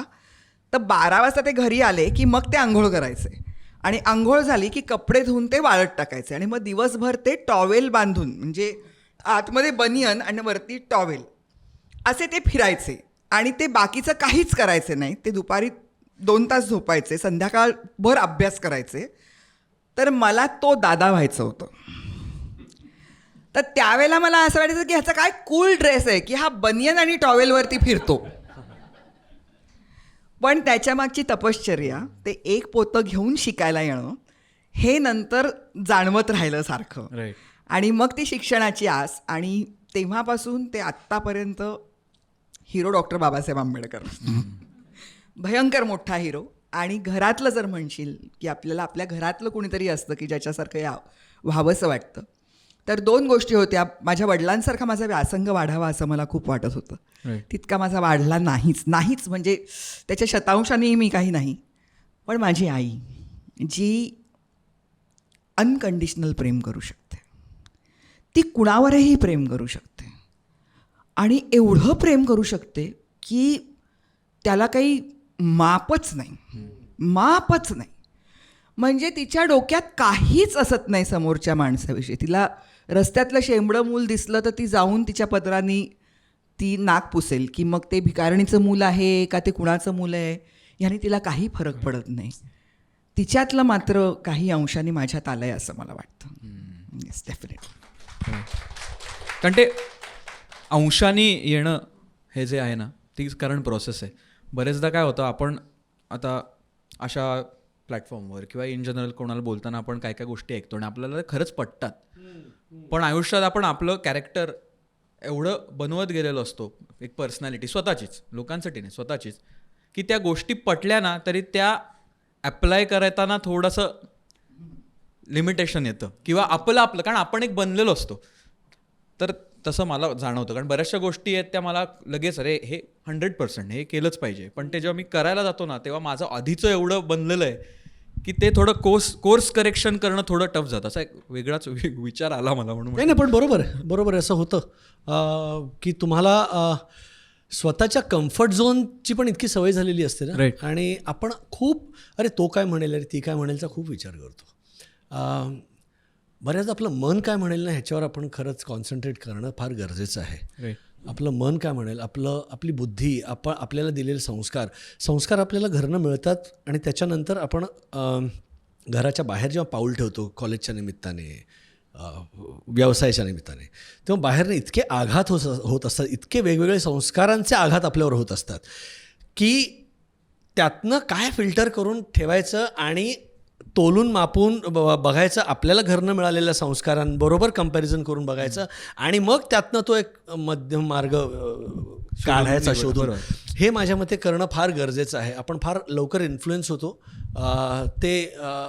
आणि ना कसं आहे ना, वाईट गोष्टी आपण म्हणजे त्याविषयी मी माझ्या नाटकाच्या सेटबद्दल डिस्कस करत होतो आणि मी बरेच त्याला बसलो होतो. तर मी, आमचा सेट डिझायनर, आमचा दिग्दर्शक असं मी तिघे बसलो आणि बाजूच्या चेअरवर अजून एक माणूस येऊन बसला. माणूस म्हणण्यापेक्षा 35-40चा होता तो. तर त्यांनी सिगरेट पेटवली आणि त्यांनी पॅकेट टाकलं बाजूला. तर मी त्याला म्हणालो की, मी उठलो तिकडनं, मी की हे क्यों फेंका आपने, आणि तोपर्यंत मी मास्क घातला होता. तर तो क्या यहाँ पे किसने और ने भी तो फेंका है यहाँ पे. तर मी सांगितलं, आप बच्चे को भी यही सिखाएंगे ना, प्रॉमिस करेंगे आप. मग तोपर्यंत मास्क काढला. मास्क काढलं, त्याला माझा चेहरा दिसल्यावर तो जरा हा फायदा असतो कदाचित, जर तुम्ही जरा थोडा ओळखीचा चेहरा असेल तर मग त्याचा सूर हे झाला. पण हा मुद्दा नाही आहे. माझा मुद्दा आहे की तू मुलाला हे शिकवशील का? मुलाला काय सांगतोस तू? नाही रस्त्यावर कचरा नाही करायचा. आणि तू एक्झॅक्टली, आपण इतके हिपॉक्रेट्स आहोत ना. तर माझं तेच म्हणणं आहे की आपण नेहमी उसने किया ना, अरे उसने किया म्हणजे आपण किती चुकीच्या गोष्टींचं नेहमी अनुकरण करतो. ह्याचं मला आश्चर्य वाटतं. कोणीतरी काहीतरी चांगलं, इतके जण चांगलं कार्य करतायत रे आयुष्यात, आपण त्यांचं कधी करू का अनुकरण? नाही. बरं, हे इतकी कॉमन सेन्स आहे, इतकं की नाही थुंकावं, नाही कचरा करू, कायदा आपल्यासाठी आहे, कायद्याचं पालन करावं. पण नाही, उसने सिग्नल तोडा तो, अरे बाबा असं नाही आहे ते. तर मला असं वाटतं की हेच आहेत, हे संस्कार आहेत ना. हे बघा आपल्यावर कसे पटापट, आपण हे कसं पटकन लाईक अ ब्लॉटिंग पेपर आपण हे कसं लगेच ऑब्झर्व करून घेतो ना. आणि एका पॉईंटला असं होतं की आपण इतके कोडगे होतो, आपल्याला वाटतं की हे बरोबर आहे. तुमच्या मुलासाठी तुम्ही सुपरमॅन आहात. हिरो कोण आहे मुलासाठी? बाप हिरो आहे, आई हिरो आहे, नाही का? मग तुम्ही त्याप्रमाणे वागलं पाहिजे. तुम्ही तुमच्या मुलाच्या मनावर किती आघात करताय. अरे शाळेत तर शिकवलं होतं की कचरा टाकू नये आणि माझा हिरो तर इकडे कचरा टाकतोय, मग नाही हाच बरोबर आहे. तर ह्या गोष्टीची काळजी प्रत्येकाने घेणं गरजेचं आहे. कचरा तर एक उदाहरण आहे, बऱ्याच गोष्टी आहेत रे. How do you conduct yourself. Grace कमी झाली आयुष्यातली, डिग्निटी कमी झालेली आयुष्यातली. आज आपण इतकं काय काय बोलत असतो, विचार न करता. आज सोशल मीडिया फेसलेस आहेत, त्यामुळे आपण काही बोलून मोकळे होतो. नाही, असं नसतं ते. You have to be sensible. तुम्ही एक जबाबदार नागरिक आहात ह्याची जाणीव होणं खूप गरजेचं आहे. तुम्ही समाजभान असणं फार गरजेचं आहे. सामाजिक कार्य तुम्ही करू नका की मी इतकं हे करू नका करू तुम्ही, पण निदान चांगले नागरिक व्हा. Right is what I want to say. नाही, त्याला पर्यायच नाही आहे. म्हणजे तुम्ही सक्सेसफुल आहात की नाही, तुम्ही पैसे कमावलेत की नाही, तुम्ही यशस्वी आहात की नाही आयुष्यात, तुमचं नाव पेपरमध्ये छापून येतं आहे की नाही, ह्या सगळ्या गोष्टींना बाकीचे पर्याय आहेत. पण तुम्ही उत्तम नागरिक असणं ह्याला दुसरा पर्याय नाही. तुम्ही उत्तमच नागरिक असलं पाहिजे.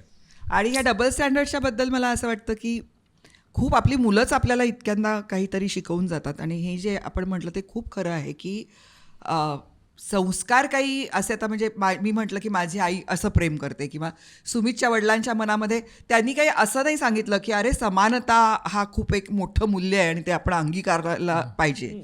त्यांना माहिती असायचं की माझ्या सासूबाई कधी येणार आहेत, त्या 4 दिवस गावाहून जर येणार असतील तर त्या यायच्या आधी स्वयंपाक तयार ठेवायचा आहे. हे त्यांच्या कृतीतून दिसत होतं आणि हे त्यांनी बघितलंय. राईट.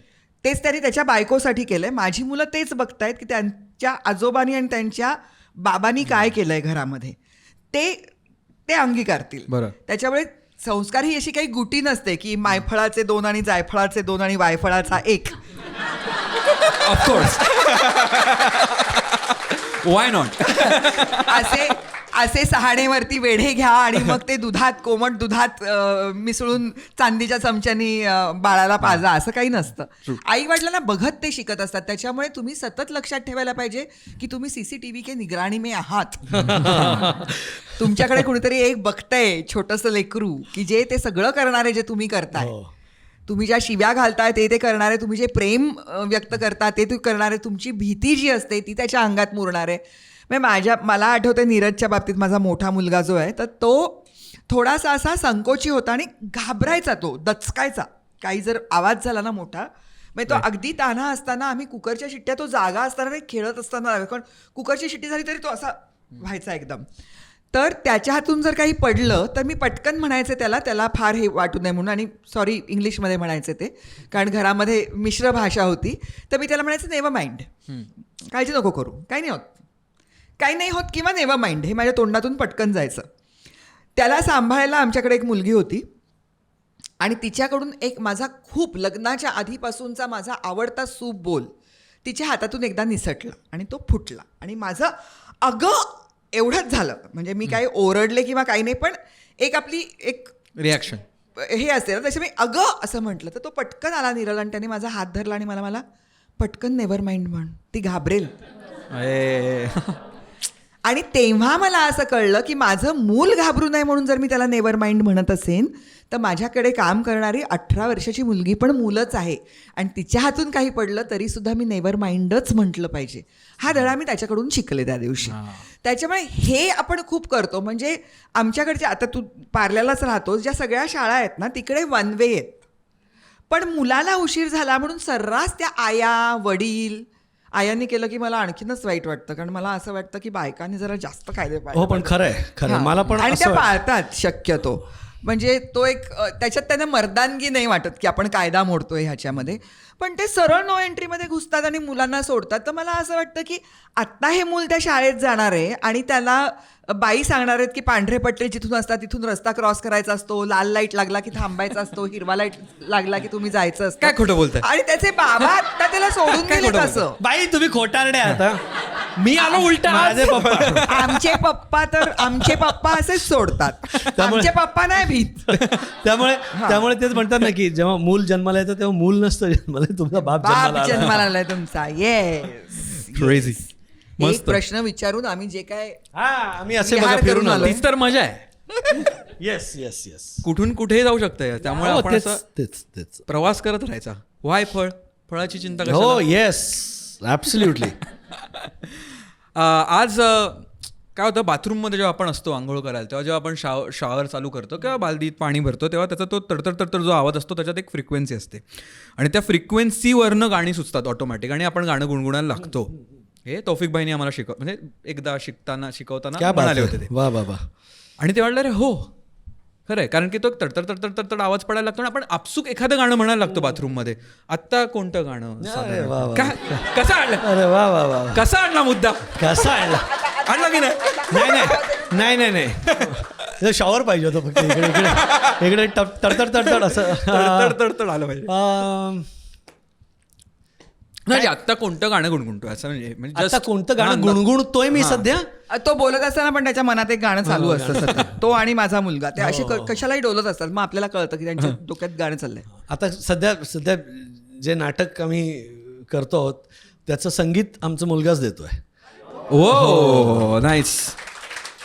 तर त्या नाटकात एक गाणं आहे जे मी गाणार आहे स्टेजवर, तर त्यामुळे सध्या तेच गुणगुणतोय मी. पण ते ऑफकोर्स मी इथे आत्ता गाणार नाही आहे. मी एक दुसरं गाणं. अरे यार असं का? नाही त्यांनी त्याचा हेर पाठवलाय आमच्या बरोबर. माझी मुलगी आली आमच्या बरोबर, ती सिनेमॅटोग्राफर आहे. तर आई वडील वायफळ गप्पा मारताना फार भरकटणार नाही त्याची काळजी घ्यायला ती आमच्या बरोबर. नाही पण आहे ना, पण बऱ्याचदा असं असतं. आता काल जिकडे आम्ही सगळ्या नाटकाच्या म्युझिकचं रेकॉर्डिंग करत होतो आणि डबिंग व्हॉइसिंग सगळं हे करत होतो, रेकॉर्ड करत होतो, तर रवींद्र नाट्य मंदिरात एक स्वरगंधर्व सुधीर फडके स्टुडिओ आहे. तर मी गेलो आणि असे बाबूजी समोर दिसले, तर म्हणजे बाबूजी काय किंवा आपले खळे काका काय, हे म्हणजे दैवत आहेत ही. तर मग नंतर बराच वेळ बाबूजींचं कुठलं ना कुठलं तरी गाणं असं गुणगुणत होतो. तर त्यातलंच एक गाणं गुणगुणतो. खरं तर नॉर्मली मी चिन्मयीसाठी एक गाणं नेहमी गात असतो. ते नाही गात मी ते आपण पुण्यात केलं मागच्या आठवड्यात. Yes yes. याने ना आमची ऑडिशन घेतली. आम्ही वायफळवरती काय होत त्याची स्टोरी नाही, असं सांगते. नाहीये. मी एक माझी मिनिट. स्वतःची ऑडिशन थांब घेतली. आता. मी पात्र आहे का हे तू करण्यासाठी. पात्रच आहेस.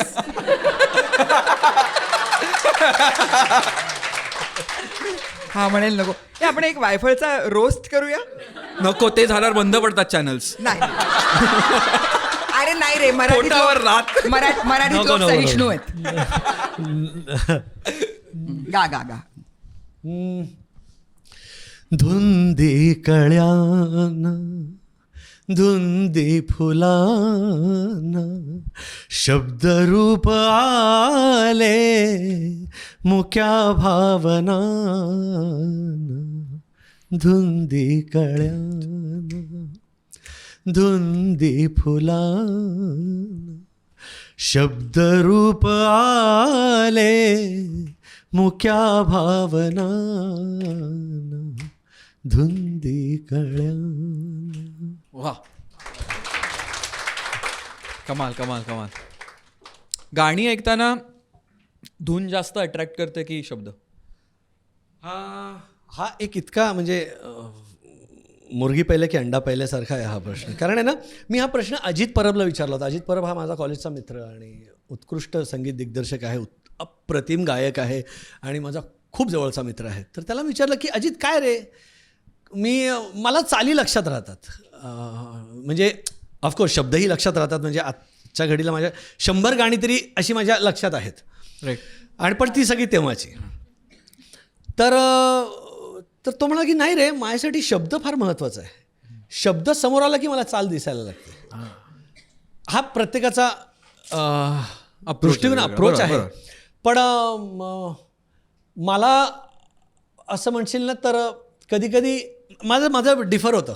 म्हणजे आता ते आहे गाणं की जिंदगी के सफर में गुजर जाते हैं जो मकाम वो फिर नहीं आते, वो फिर नहीं आते, फूल खिलते हैं लोग में. काय फिलॉसॉफी आहे. फूल खिलते हैं लोग मिलते हैं मगर पतझड़ में जो फूल मुरझा जाते हैं वो बहारों के आने से खिलते नहीं. कुछ लोग एक रोज जो बिछड़ जाते हैं वो हजारों के आने से मिलते नहीं. उम्र भर चाहे कोई पुकारा करे उनका नाम वो फिर नहीं आते, वो फिर. काय गाणं आहे. त्यामुळे हे गाणं मला डीप. हे या शब्दांसाठी मी आनंद बक्षींना साष्टांग दंडवत घालतो. मग आमचे शैलेंद्र आहेत, मजरू साहेब आहेत, नीरज आहेत, साहिर साहेब आहेत. आणि मी काय त्यामुळे येस, शब्द महत्त्वाचा आहेच. पण काय म्हणजे खूप जसं सांगितलं ना की कोंबडी आधी की अंडा आधी, तसं आहे. त्यामुळे पण काही गाणी ही शब्दांसाठी वो आपके जहन में बैठ जाते. खरं. त्यामुळे जरा सांगणं हे कठीण आहे. कारण माझं काय, मला धून जास्त आवडते. कारण मी लिरिक्स काही गा तुम्ही माझी पण खूप गंमत आहे लिरिक्सच्या बाबतीत. नाही मला लिरिक्स मला प्राचीम सारखी सुयोग असं आहे. मी म्हटलं तू थांब, मी पुढे पोचलोय त्याच्यात. मी निर्वाण मी इथे अटेंड नाहीच केलेलं आहे. आहे. तू चाल पुढे, तू चाल पुढे. जगास. तर आता आपण काय करणार आहोत, पेच प्रसंग नावाचा एक सेगमेंट आपण करतोय. पेच सध्या. प्रसंग, बरं. पेच प्रसंग. पेच पेच. पेज पितात ती पेज असते ना. पेज ती पेज. येस. तोही प्रसंग असतोच प्रत्येक. नाईस. वा आज जे काय करतोय ना आपण अरे सुरुवातीपासून. म्हणजे सुपर. तुला कळतंय की आम्ही किती एक्झॉस्टेड होत. नाही पण माझ्या मते अशी विनोदबुद्धी सतत जागृत ठेवणं गरजेचं आहे. आणि नाटकात कामं केल्यामुळे ना आणि मराठीत मी खरं सांगतो की हे जे काय ह्या ज्या कोट्या असतात ना या मराठीत तुम्हाला जास्त आढळून येतात. हो की पेजचं page we are on the same page. तर हे तुम्हाला अदरवाईज कारण पेज दुसऱ्या भाषेतच नाही आहे. म्हणून मराठी माध्यमाच्या शाळेत आपल्या लेकरांना पाठव. Natural transition. तर पेच प्रसंग म्हणजे काय होतं, आपण आपले जे प्रेक्षक आहेत त्यांना असं विचारलं होतं की तुमच्या आयुष्यातला किंवा तुमच्या जवळच्या कोणाच्या व्यक्तीच्या आयुष्यातला काही पेच प्रसंग येतो तो आम्हाला पाठवा, ज्याला शेवटी एक प्रश्न असेल की आता मी काय करू, ह्याच्यात काय ह्याच्या पुढे काय करता येईल. तर बरेच असे आमच्याकडे विविध प्रकारचे पेच प्रसंग एकत्र आपण केले आणि त्याच्यातले काही शॉर्टलिस्ट करून आपण आता इथे वाचायचे आणि मग आपण जस्ट त्याच्यावर डिस्कशन करणार आहे काय केलं पाहिजे या व्यक्तीने. ओके. ताईदादांचा सल्ला. हां माझ्यासाठी पण एक आहे. पहिले कोण? सुमित्रा. मी हे घ्या. या कार्यक्रमानिमित्त मला हे प्रिंट करता आलं, हे माझा एक वेगळा आनंद आहे. क्यू कार्ड वगैरे म्हणजे वेगळाच झोन आहे, म्हणजे सिरियसनेस. हे वाचू मी ना? हां वाचा. बरं. मी नोकरीनिमित्त उत्तर भारतात असतो. पत्नी व मुले मुंबईत असतात. पत्नीची तब्येत बरी नसल्याने माझी ये-जा सुरू असते. अशावेळी कुटुंबाची गरज, करिअर, आर्थिक ताळमेळ यांचा समतोल कसा साधावा. M40 वरनं आले ते. अच्छा मेल 40. अच्छा हां जमलंय. M40 होती. हां M80च्या आधी M40 होती का? म्हणजे शपथ. येस. आमच्या सोमण काकांकडे होती की आमच्या पण कोणाकडे होती? वेलणकरांकडे होती. प्रदीप काकांकडे. प्रदीप काका त्याच्यावर नाही याच्या प्रयोगाला. हां प्रश्नाचं उत्तर देतो. M40. प्रश्नाचं उत्तर बरं आपण इन जनरल डिस्कस करू. हां नाही म्हणजे मला असं वाटतं की हा ऑफकोर्स बायको आणि मुलं इथे आहेत, म्हणजे मुलांचं इथे शाळा कॉलेज वगैरे सुरू आहे किंवा शाळा सुरू आहे, त्यामुळे नोकरी सोडून इकडे येणं कठीण आहे. सो आय फील बायकोने उत्तर भारतात शिफ्ट व्हावं. कारण प्रॅक्टिकली विचार केला तर नोकरी सोडून इकडे येणं त्याला आता कठीण आहे. ती नोकरी कुठल्या प्रकारची आहे माहीत नाही. म्हणजे उद्या मी जाऊन गुजरातमध्ये नाही स्थायिक होऊ शकत कारण माझी कर्मभूमी इकडे. मी हिंदी सिरियल्समध्ये काम करतो, त्यामुळे मी असं उठून कुठे जाऊ शकत नाही. तसेच असे बरेच व्यवसाय असतात की ज्यांना असं करणं शक्य नसतं. किंवा मग जर तुम्ही बँकेत असाल तर मग तुम्ही तशी ट्रान्सफर करून घेतली पाहिजे. पण आयडियली आय फील जर नोकरी करत नसतील तर त्यांनी तिकडे शिफ्ट होणं गरजेचं आहे. आणि मुलांची आबाळ होऊ नये म्हणून मग अशा वेळेला आजी आजोबांची मदत घ्यावी. हा एक त्यातल्या त्यात मला असा एक तोडगा त्यांच्याकडे सतत लॉंग डिस्टन्स आई वडिलांबरोबर राहिलेली आहे. कारण आई औरंगाबादला होती आणि वडील अर्थात आम्ही महाराष्ट्रातच आम्ही हे लॉंग डिस्टन्स होतं. पण मला वाटतं की काळाचं नियोजन करून बऱ्याचशा गोष्टी साधता येतात.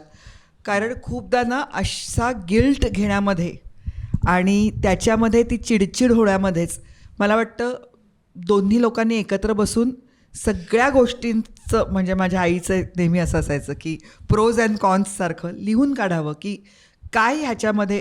कारण एकत्र असणं, फिजिकली एकत्र असणं, स्पेशली आजारपण वगैरे जेव्हा असतात तेव्हा तुम्हाला तो प्रेझेन्स खूप लागतो, आवश्यक वाटतं. त्यामुळे मला असं वाटतं तर त्यावेळेला थोडंसं मग आर्थिक गरजांच्या बाबतीत काही वेगळं करू शकतोय का, आणि मुलांच्या बाबतीत खूप स्ट्रेस घेऊ नये असं वाटतं मला की शाळा बदलणं आणि परत येणं ह्याच्यामध्ये ना आपण फार उगीच तेच आपलं हे असतं की त्यांचं खूप डिस्टर्ब होईल, असं होईल तसं होईल. असं नसतं. ती मुलं त्यांना जर कळवून दिलं की ह्याचं महत्व हे आहे, कुठल्या माध्यमात शिकतात तेही महत्वाचं आहे. नाही रे, मराठी माध्यमात तर नक्की नसतील शिकत. पण आता उत्तर भारतात गेले तर प्रॉब्लेम होतो. ते सगळं मराठी माध्यम नाही मिळणार. नाही, जर ते जर नसेल तर दुसरा काही प्रश्न नाही होऊ शकत. मला असं वाटतं की बायकोने तिकडे शिफ्ट. पण कदाचित आय थिंक आजार पण आहे त्यामुळे त्यांना सोयी आणि तो पण एक क्रायटेरिया असावा. त्याच्यामुळेच माझं म्हणणं असं आहे की ह्याचा विचार एकट्याने की हा आपला एकट्याचा प्रॉब्लेम आहे असं करून बरेचदा पुरुष स्पेशली त्यांना असं वाटतं की मी करताय तर मीच ह्याच्याबद्दल काहीतरी केलं पाहिजे, ही माझीच एकट्याची जबाबदारी आहे, असं न करता विचार विनिमयाने ठरवावं. हो तेच ना. त्यामुळे म्हणून तर सासू सासरे आले, म्हणून तर आई बाबा आले ना या पिक्चरमध्ये. त्यामुळे त्यांनी सांभाळून आणि ॲट द सेम टाईम मला असं वाटतं की लॉंगिंग आणि डिस्टन्सने सुद्धा बरेच आजार वाढतात आणि ते तुम्ही जवळ आलात तर तुमचे बरेचसे आजार कमी होतात. मेंटल सेफ्टी पण एक. कदाचित हे सायकोसोमॅटिक सुद्धा असू शकतं. मला असं वाटतं की ती दरी जी आहे, ती गॅप जी आहे, ती जे डिस्टन्स आहे ते जर कमी झालं, कारण शेवटी नवरा बायको हे महत्त्वाचे आहेत. मुलं मोठी होतात, मुलं वाढतात, मुलांची काळजी. हो हो हो. मुलगा जर जेवला नाही तर त्याच्या मागे पडू नका, राहू दे उपाशी, त्याला भूक लागली तर तो येणार जेवायला. त्यामुळे तरी खा रे मुन्ना, खा रे मुन्ना, घसा विचार त्याच्या घशात काहीतरी आई कोंबत असते, वडील कोंबत असतात, तसं नका करू. तसंच गळ्यात बांधीन. हो हो, हे एवढं केलं ते मग काय करू मी, डोक्यावर थापू का भात तुझ्या वगैरे असं सगळं. गळ्यात बांधीन मला समजायच नाही, भात कसा बांधणार गळ्यात बांधा. आणि भूक लागली तर मला खा. एवढी हिंमत नव्हती. मी हिंमत नव्हती. Estimate the mothers, they can do हिंमत नाही. एनीथिंग. खरंय. हे coming back to the problem. तर प्लीज सौना तुम्ही अपने पास बुलाइए. आता तुझ्यासाठी 3 आणलेत ना आपण, 3 वाचू. माझा रेझिन आर्टचा स्मॉल बिझनेस आहे. मला त्यामधून खूप जास्त कमाई होत नाही आहे, पण मी खुश आहे. माझ्या जवळच्या लोकांना वाटतं की रेझिन आर्ट छंद म्हणून ठीक आहे, परंतु बिझनेस म्हणून मी ते करू नाही. यावर काय करावं? चिन्मयी ताई. बरं, मला असं वाटतं की आपल्याला ज्या गोष्टी आनंद देतात त्या करत राहणं खूप आवश्यक आहे.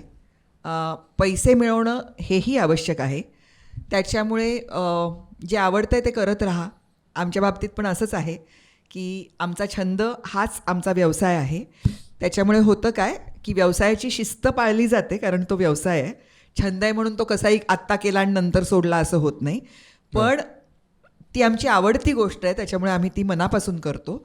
त्याच्यामुळे ह्याच्यामध्ये पण मी असं सांगेन की आत्ता ज्या पद्धतीचं सोशल मीडियाला महत्त्व आहे किंवा काय आहे, तर कोणीतरी जे कोणी तुमच्यापेक्षा ज्येष्ठ असतील, व्यवसायामध्ये असतील, ह्याच व्यवसायामध्ये असतील, कोणाशी तरी कोलॅबरेट करून आपल्याला जास्त पैसे मिळवणं आणि जास्त काम करणं हे शक्य आहे का, ह्याचा पडताळा घ्यावा. आणि बऱ्याचदा असं होतं की आपण काही प्रत्येकाला खुश नाही राखू शकत. त्याच्यामुळे अगदीच मी असं नाही म्हणणार की जे तुम्हाला म्हणतायत त्यांच्याकडे दुर्लक्ष करा, कारण त्याच्यातले कदाचित आईवडील असतील, आपला पार्टनर असेल, कोणीतरी असेल, त्यांना हे समजावून सांगायचा एकदा प्रयत्न करा. आणि मला असं वाटतं की यशस्विता ह्याच्यासारखं बेस्ट उत्तरच नसतं. त्याच्यामुळे तुम्ही जे करताय ते नेटाने करत राहा, ते वाढवायचा प्रयत्न करता. एकदा तुम्ही यशस्वी झालात की त्याच्याबद्दल चर्चा होणार नाही. पण छंद असणं हे खूप महत्त्वाचं आहे. छंद व्यवसायात बदलताना थोडा काळ लागणं हे पण अत्यंत योग्यच आहे. पण स्वतःसाठी एक काहीतरी आराखडा, व्यवस्थित आराखडा जो वास्तववादी आहे असा आखणं फार महत्त्वाचं आहे. राईट. नाईस. राईट. आणि स्वतःला माझ्या मते एक टाईम फ्रेम देणं की बाबा मी आता स्वतःला, आता काय वय यांचं 25 आहे, तर आय थिंक 5 वर्षामध्ये जस्ट गो ऑल आउट आणि ह्याच्यावर अजून काय काय करता येईल हे बघा. And at the same time backup plan तयार ठेवा. राईट. तर त्यामुळे जर तुम्ही असं म्हणा की नाही मला ह्याच्या व्यतिरिक्त काही येतच नाही, तर then just go full on. तुम्हाला दोघांना कधी वाटलं होतं असं आयुष्यात की बॅकअप प्लॅन असला पाहिजे? मला नाही, असं नाही वाटलं. कारण एकतर आम्ही जेव्हा म्हणजे माझ्या करिअरची सुरुवात झाली तेव्हा तर फक्त दूरदर्शनच होतं, बाकी काही नव्हतं. आणि त्यामुळे बॅकअप प्लॅन ॲज इन काय होतं की मग मी गाणं पण शिकत होतो, मी नृत्य पण शिकत होतो. म्हणजे जे काय करणार होतो तर मी फाईन आर्ट्समध्येच करणार. राईट. त्याच्या व्यतिरिक्त अकॅडमिकली काही फार मी ग्रेट नव्हतो की बाबा मी पुढे जाऊन जे असतं ना तुला मोठून डॉक्टर इंजिनियर व्हायचं आहे वगैरे, हे नव्हतंच कधी. आणि थँक गॉड माझ्या आईवडिलांनी सुद्धा मला असं कधी नाही तुला हेच करायचं आहे, तुला हेच करायचं असं नाही. त्यामुळे दे गिव्ह मी खुली छूट दी थी उन्होंने मुझे. तर माझ्याकडे बॅकअप प्लॅन होता, पण माझ्याकडे कॉन्फिडन्स होता. आणि मला असं वाटतं की कॉन्फिडन्स आणि आपण आणि ती हंगर जी आज मला असं वाटतं की आमच्या दोघांमध्ये ती भूक आहे की नाही आपण बनचुके वाली फील वाला जो आहे ना तो it should not creep in. Right. Try to stay away from that. की आजही अप्रोच आपण जो आहे तो अगदीच नवीन असल्यासारखा, नॉव्हिस असल्यासारखा ठेवूया. Right. And let us approach each project as your first project. तर हे मला असं वाटतं की हेच लॉंग टर्ममध्ये Long term मध्ये, इम्पॉर्टंट. बरोबर. Nice. माझा आहे बॅकअप प्लॅन. म्हणजे माझा होता बॅकअप प्लॅन. मी लग्न केलं. प्लॅन बी आधी करते मी. मी प्लॅन बी मग आधी plan A. करते. मग प्लॅन ऍक्टिंग बघू जमलं तर. नाही, प्लॅन सुमित ना- बायको प्लॅन ऍक्टिंग. Yes. सुमित ना माझ्या कामाच्या बद्दल असं म्हणतो की चिन्मयीला ब्रेकचा कंटाळा आला की चिन्मयी काम करते. मी परपेच्युअली ब्रेकवरती असते आणि मध्ये मध्ये काम करते. पण त्यांनी होतं काय, जे तो म्हणाला की त्याला ते प्रयत्नपूर्वक करायला लागत असेल, माझ्या बाबतीत ते आपसूक होतं. कारण मी काम करते, मग मी 2-3 वर्ष अजिबात काम करत नाही, मग मी परत काम करायला लागते. तेव्हा प्रत्येक वेळेला पोटात तशीच फुलपाखरं बागडतात, तशीच भीती वाटते, तसाच घाम फुटतो की अरे बापरे आता आपण पहिल्यांदा नाटक करतोय असंच Nice. प्रत्येक वेळेला आणि वाटतं. आता तर जास्त त्याच्यामुळे ती होतंय. नव्याची नवलाई सतत टिकून राहते. आणि आता जास्त होतं कारण आलं आमचं नाटक असं तोंडावर आलेलं आहे. 19 मार्च 12 दिवसांवर आमचं नाटक आलेलं आहे आणि त्यामुळे किती असं- वर्षांनी तुम्ही पहिल्यांदा करता नाटक आम्ही एकत्र? 14 वर्षांनी म्हणजे 2012 साली आम्ही पहिल्यांदा लेकुरे उदंड नाही, झाली एवढ्या केलं होतं. वर्षानंतर आता करता. लेकुरे उदंड झाली 2012 साली केलं आणि आता नाटकाला नक्की यायचं हा. आणि असं एकटे आत्ता आलं असेल तर परिवाराला घेऊन या. मी माझी वाचणार होतो. वाच ना. असं मी संक्षिप्त स्वरूपात सांगतो. असे आपण आपला एक असा स्वभाव असतो की लोकांना भेटला आपण खूप त्यांच्याशी असं असं मजा येते असं बोलायला आणि मग आपण त्यांना असं त्या भेटीत म्हणतो की अरे नक्की घरी या नेक्स्ट टाइम. आणि मग ते म्हणतात की हा येतो ना, आत्ताच येतो. आणि असे पण ते डायरेक्ट गळ्यात आपल्या पडू शकतं. असा अनुभव त्यांनी लिहिला आहे. तर त्यांचा हा स्वभावाचा दोष आहे. तर त्यांनी कसं याला सामोरं जावं की मी एवढा फ्रेंडली होतो आणि मी खरंच म्हणतो की अरे नक्की घरी, आणि ते खरंच येतात घरी. म्हणजे आणि- इतकं लिहून सुद्धा मी- तुम्हाला कळलेलं नसेल तर मग फार कठीण आहे. मी खूप लोकांना घरी घेऊन जाते, पकडून घेऊन जाते. मी स्वतः तर घेऊन येतेच. आता जर हा कार्यक्रम आहे ना, आता तुमच्याशी माझी खूप जास्त ओळख नाही आहे, पण जर असेल तर तुम्ही जर गोरेगावला जाताय आणि ह्या दोघी जणी पार्ल्याला राहत आहेत आणि त्यांनी गाडी नाही आणली आहे आणि त्या टॅक्सीसाठी थांबल्या असतील तर मी तुम्हाला सांगितलं या दोघींना सोड ना जाता जाता. अशा मी लोकांची वाट लावते ती. लोकांच्या गाड्या भरते. गोरेगाव गोरेगाव गोरेगाव गोरेगाव. हो, त्याच्यामुळे शी इज अ हा गुड प्रश्न- कंडक्टर. त्याच्यामुळे मी या प्रश्नाचं उत्तर देऊ शकत नाही. हा माझाही प्रश्न आहे. सांगा ना सर, कसं करायचं, कसं करूया सर? नाही मी अशा बाबतीत मध्ये फारच काय म्हणू त्याला, मला असं कळलं की कोणीतरी आपल्याकडे चालत येते की मी लगेच माझा फोन हातात घेतो. हां हॅलो हां, आणि जरा स्वर जरा अरे यार किती बार बोलू यार. मग तो समोरचा असा वरच काहीतरी बिनसल दिसतं यांचं. म्हणजे माझ्याकडे लोक आलेत आणि सुमित आतमध्ये झोपलाय, असं होऊ शकतं. हा म्हणजे मी यायची गरज आहे बाहेर. ॲब्सोल्युटली तुझे मित्र आहेत ते. नाही पण नाही मला असं वाटतं आता आपण त्यांच्या प्रॉब्लेम बद्दल बोलतो. तू तुझा प्रॉब्लेम काय सांगतेस इकडे सगळ्यांना. सर मी विचारते सर. नाही मला असं वाटतं की नका बोलू असं, नका का करताय? नका हो इतके फ्रेंडली प्लीज. तुमचे एक मिनिट थांब. हे नाही ते कुठे गेलं. थांबा थांबा शोधतो. ते बाई आहेत का पुरुष हां, आहेत? ते ते बाई आहेत का महत्वाचं. पुरुष आहेत? लिहिलेलं नाहीये कुठे टीम आपली. ते बाई आहेत. या बाई ते असते बाई आहेत. किंवा ती पुरुष आहे. कोणी असू शकतं. तर त्यामुळे असं नका करू. तुम्ही घरी कोण आहे युअर स्पाऊस, आपण स्पाऊस म्हणूया. हां. मग पुरुष स्त्री सगळंच. हां, स्पाऊसची जरा हे करा. घर दोघांचं असतं, त्याच्यामुळे असे दुसऱ्या घरातलं जे दुसरी व्यक्ती राहते तिला पण विचारा की चालणार आहे का, घरात घेऊन येतोय ते. अगं हे आत्ता ना ऐकलंस का असं म्हणून काय नाव तुमचं, नाव काय तुमचं? काल ती भेटले मला. हा पण बरोबर एक आहे. होत आहे. घर माझं आहे, मी कोणालाही बोलवीन. हां असं होत नाही. ते आमच्या मुलीला विचारलं पाहिजे. कधी कधी आमची मुलगी पण म्हणते की हे कशाला आलेत आपल्या घरी एवढं असं. अरे आम्ही तुमचं आई वडील होत. नाही पण म्हटलं ना की वो आपके बाप आहे. खरं. त्यामुळे आपल्याला त्यांना जरा अच्छा आज ह्यांना जरा बोलवतोय येऊ दे का. हां ठीक आहे आणा त्यांना जरा. नाही पण just kidding. Coming back to your problem please इतकं ओव्हर फ्रेंडली होऊ नका. ते फ्रेंडली होणं चांगलं आहे हे बघा. पण मग तुम्ही सांगा की मला तुमच्या घरी बोलवा. आत्ता येतो मी. आत्ता येतो. काय चांगलं बनवता हो आणि तो जिन्नस. Nice. जिन्नस तरी का नाहीचे? असं वाटतं म्हणजे की मी काहीतरी कॉन्ट्रीब्युट केलंय. आपण जेवणार ना.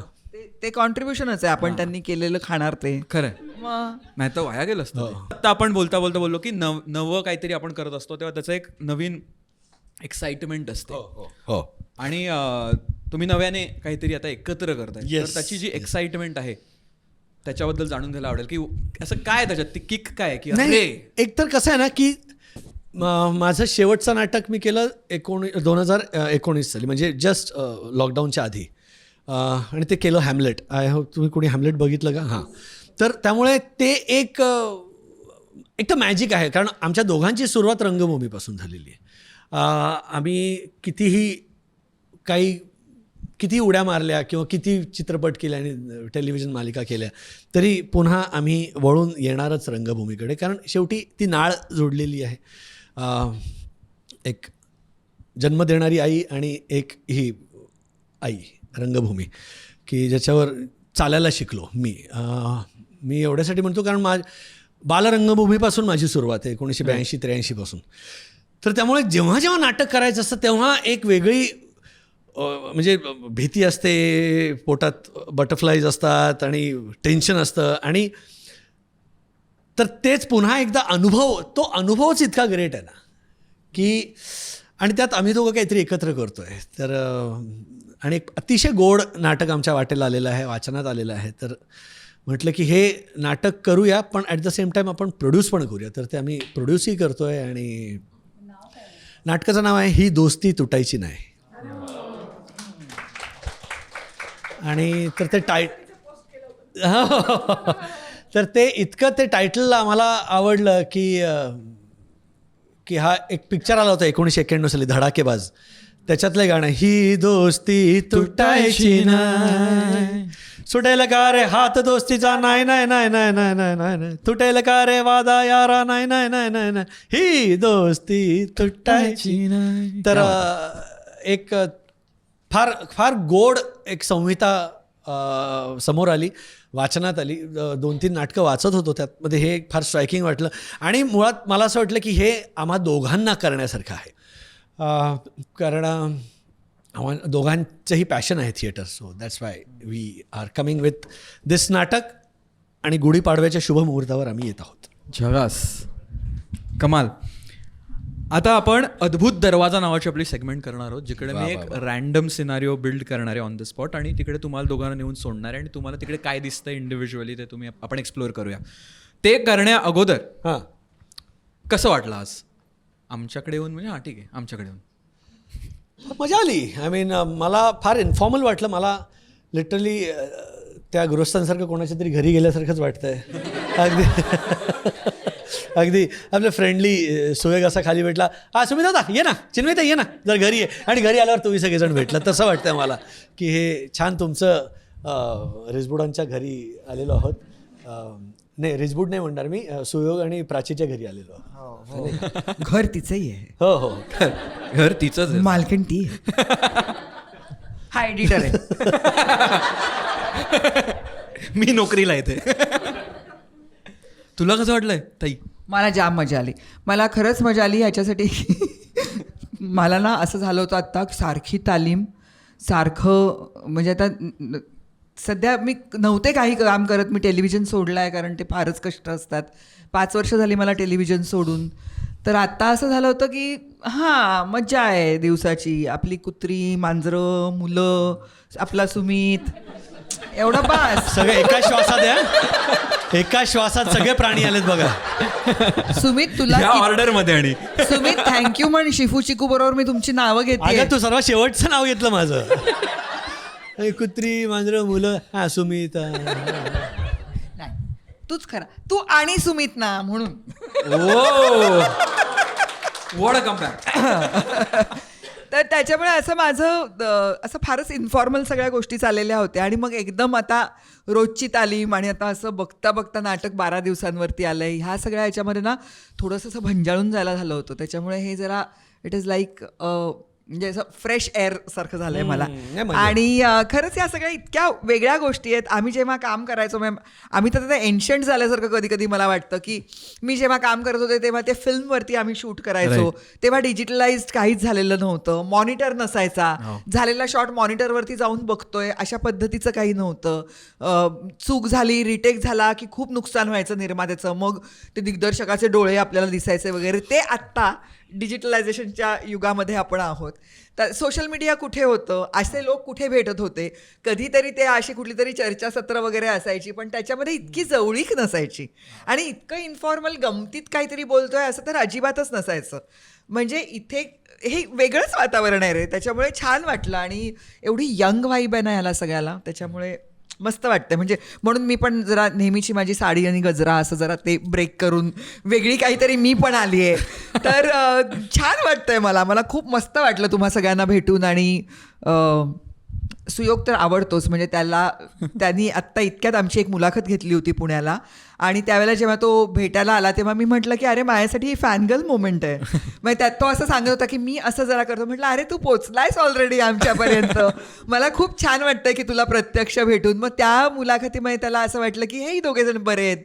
नाही, हे दरवेळी इथून जे नॅरेटिव्ह चेंज होतं ना, आम्ही तर पत्ता लागू देत नाही. आम्ही हळू- मग त्यालाही वाटलं की अरे आपण ह्यांना बोलवूयात. तर मला असं वाटतं की तुला कसं वाटतंय आम्हाला बोलवून, की तुला असं वाटतंय कमाल. अरे कुठून नाही, यार नाही म्हटलं आज पहिल्यांदा कपल म्हणजे दोन व्यक्ती Yes, yes. आणि दोन इंडिव्हिज्युअल व्यक्ती आणि हा झोन आणि काय आपण म्हणजे ज्या कोट्या केल्यात सुरुवातीपासून मला मजाच आली. बाकी आम्ही काय असो, आम्ही कोट्याधीश आहोत. हा नक्कीच. क्रेझी 7 कोटी.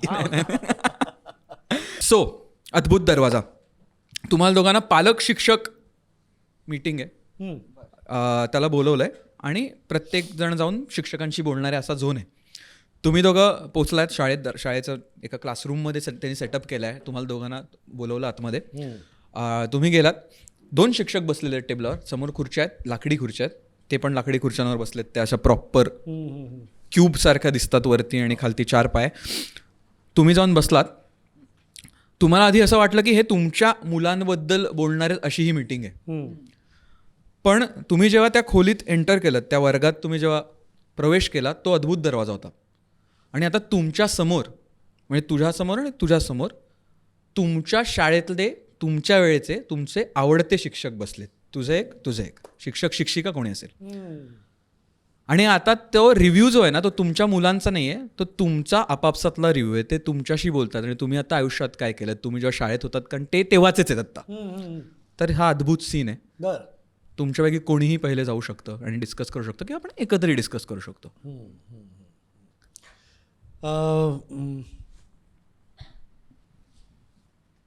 माझ्या हिंदीच्या टीचर आहेत, वैद्य टीचर.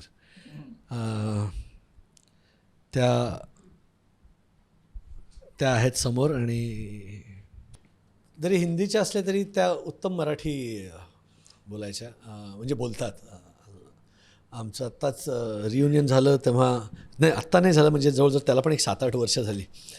तेव्हा सगळे आम्ही भेटलो होतो आणि त्यांनी असं बघितलं आणि अरे सुमित कैसे हो, म्हणजे त्यांची सुरुवात कशी, इव्हन ते जे माईकवर बोलायला लागले तेव्हा कैसे हो नालायक बच्चो असंच त्यांनी सुरुवात केली.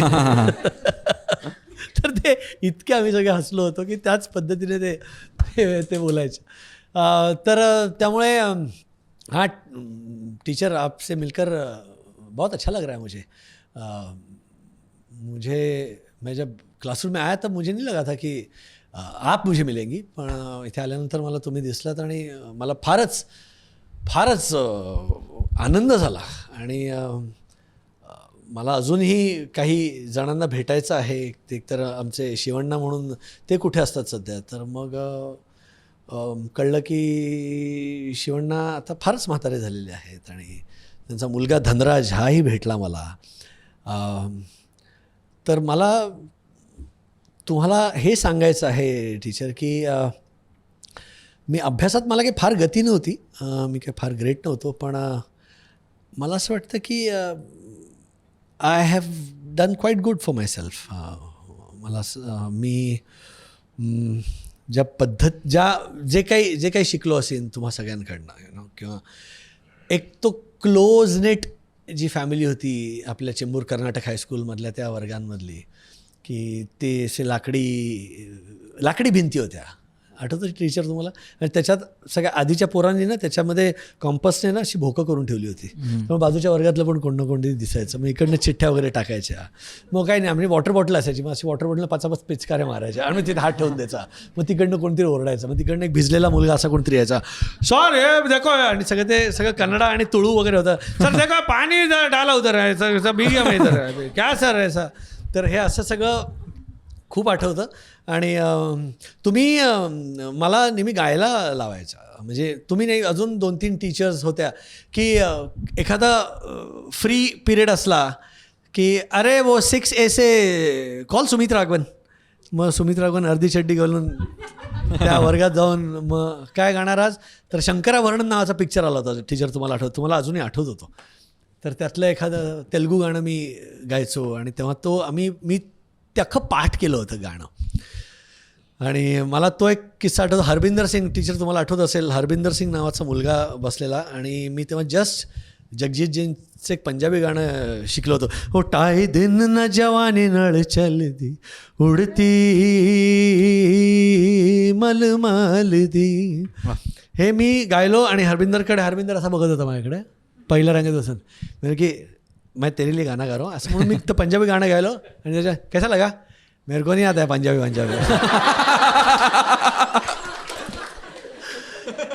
कि यार हिंदी में गाना भाई.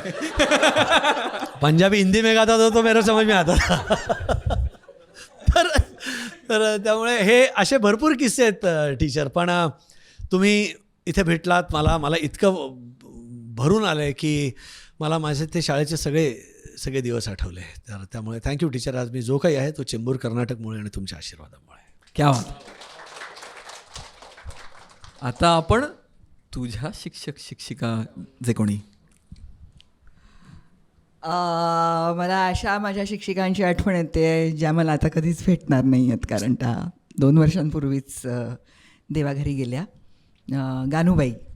आणि गानूबाई आत्ताच शाळेत गेले होते मागच्या महिन्यात शारदा मंदिरमध्ये, आणि गेल्यानंतर असं कळलं की माझी सिनियर दीदीच्या वर्गातलीच मुलगी सविताताई आता शाळेची मुख्याध्यापिका झाली आहे. आणि तिने मला शाळेत बोलवून मुलींशी मी बोलावं म्हणून सांगितलं. हा तुम्ही पाडलेला पायंडा. अचानक किती वेगळे वेगळे लोक आपल्याला शाळेत भेट द्यायला यायचे, आणि बाई म्हणायच्या मुलींनी फक्त शाळेच्या 4 भिंतीत न शिकता लोकांना भेटून बाहेरचं जग बघूनही खूप गोष्टी शिकल्या पाहिजेत. आणि म्हणून माझ्या जपानहून आलेल्या मावस बहिणींनासुद्धा तुम्ही असंच एक दिवस आमंत्रित केलं शाळेत. मी फक्त, तुम्ही वर्गशिक्षिका होता, तुम्हाला सांगायला आले की बाई मी 2 दिवस येणार नाही आहे शाळेत, कारण माझ्या मावस बहिणी आल्यात, त्या जपानमध्ये असतात. तर तुम्ही पटकन म्हणाल अगं मग त्यांना घेऊन ये की शाळा दाखवायला, त्या आपली शाळा बघतील आणि जपानमधल्या शाळा कशा असतील ते मुलींना सांगतील. आणि मग तुम्ही 2 तास त्या दिवसातले हे रद्द केलेत आणि सगळ्या मुलींना पटांगणात बोलवून अगदी जवळ एक फलक ठेवून, खडू ठेवून माझ्या मावस बहिणींचं स्वागत केलं.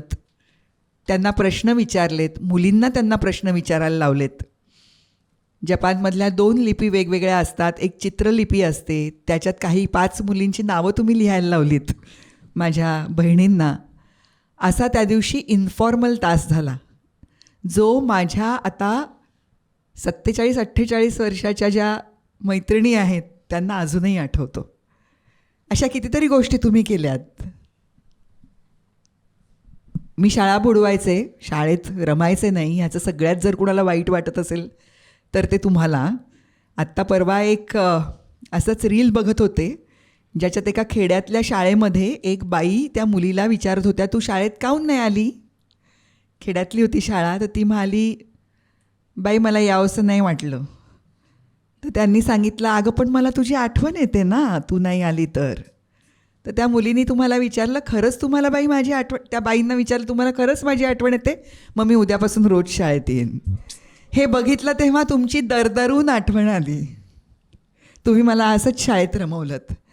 मी गोष्टी छान सांगते, 2 पॅरेग्राफच्या गोष्टी अर्धा तास सांगू शकते, तुम्ही पहिल्यांदा ओळखलं. माझ्यामध्ये अभिनय गुण आहे, माझ्यामध्ये वक्तृत्व कला आहे, हे ओळखून मला आवर्जून स्पर्धांना पाठवून, स्पर्धांमध्ये भाग घ्यायचा असेल तर आपल्याला शाळेचंच प्रतिनिधित्व करायला लागतं, हे कळल्यामुळे मी शाळेत रमले. भाषेची गोडी तुम्ही लावलीत. तोंडी परीक्षेच्या वेळेला एकदा कविता पाठ नव्हती, तर मला म्हणाले, तुझ्याकडून हे अपेक्षित नाही, उद्या कविता पाठ करून ये. म्हटलं, बाई एवढी मोठी कविता आहे, लगेच नाही, पुढच्या तासाला परीक्षा घेते, तुला थोडा वेळ देते असं तुम्ही मला म्हणालात. आणि मी म्हटलं, बाई अशी कशी लवकर पाठ होईल कविता? तर तुम्ही मला सांगितलं, हिंदी चित्रपट गीताची चाल लाव, पटकन येईल. आणि त्यावरती मी, गे मायभू तुझे मी फेडीन पांग सारे आणि न आरतीला हे चंद्र सूर्य तारे, ही चाल, गे मायभू तुझे मी फेडीन पांग सारे आणि न आरतीला हे सूर्यचंद्र तारे, अशी चाल लावून मी ती खरंच माझी पाठ झाली. आणि त्याच्या पुढे तुम्ही म्हणालात, पाढे पण आवडत नाहीत ना तुला? रोज आई जेव्हा वेण्या घालते तेव्हा समोर अंकलपी ठेवून पाढे पाठ करत जा. अजूनही कधीतरी वेणी घालताना खूप मोठा डायलॉग ज्याच्यामध्ये माझा एखादा खड्डा असतो, ते डायलॉग पाठ करण्याची तीच वेळ मी ठरवलेली आहे. अशा तुम्ही माझ्या क्या बात आहे, मनात, अंतरात, माझ्या कामात सतत आहात. आणि आज मराठी शाळांचा टक्का घटलेला असेल तरीसुद्धा शारदा मंदिरमध्ये आज 1300 मुली शिकतात, ह्याचा मला खूप अभिमान वाटतो. मस्त. आणि मराठी शाळांसाठी जे मी काम करते ते बघून तुम्ही नक्की असं गालातल्या गालात हसत असाल ह्याची मला खात्री आहे. थँक्यू गानूबाई. क्या बात आहे, क्या बात आहे, वा. तर मंडळी, आपण हे जेव्हा कार्यक्रम लोक बघतात यूट्यूबवर, तर आम्हाला असं वाटतं की आपण ज्या गप्पा मारतो ते युजली टाईमलेस असतात, कारण आपण एखाद्या घटनेवर डायरेक्ट बोलत नाही. तर ते कधीही बघितलं तरी ते वर्क होणार आहे, कारण तशाच प्रकारच्या आपण गप्पा मारायचा प्रयत्न करतो. त्यामुळे आम्ही दरवेळी आपल्या प्रेक्षकांना सांगत असतो की तुम्ही कधीही हे बघत असाल तेव्हा ह्या दोघांचं जे काही काम आलं असेल किंवा जे काही काम अवेलेबल असेल, OTT कुठेही असू शकतं, किंवा नाटक असेल किंवा काहीही असेल, ते जा, त्याला प्रेम द्या, त्याला चान्स द्या. आणि हेच आपण सगळ्यांना सांगत असतो. ते आवडतंय नाही आवडत आहे ती पुढची स्टेप आहे, पण पहिले चान्स दिला पाहिजे. तर हेच आता मी पुन्हा सगळ्यांना सांगणार आहे. आपण भागाच्या शेवटी एक शब्द देतो. आता ट्रिकी आहे, दोघांनी मिळून एक शब्द द्यायचा आहे, कारण नाही दोन्ही दिलेत तरी चालेल. ते शब्द ते कमेंटमध्ये टाकतात, म्हणजे आपल्याला कळतं ह्यांनी शेवटपर्यंत पाहिला आहे. तुम्ही लगेच नका टाकू, घरी जाऊन एपिसोड आल्या कोणताही शब्द इझी.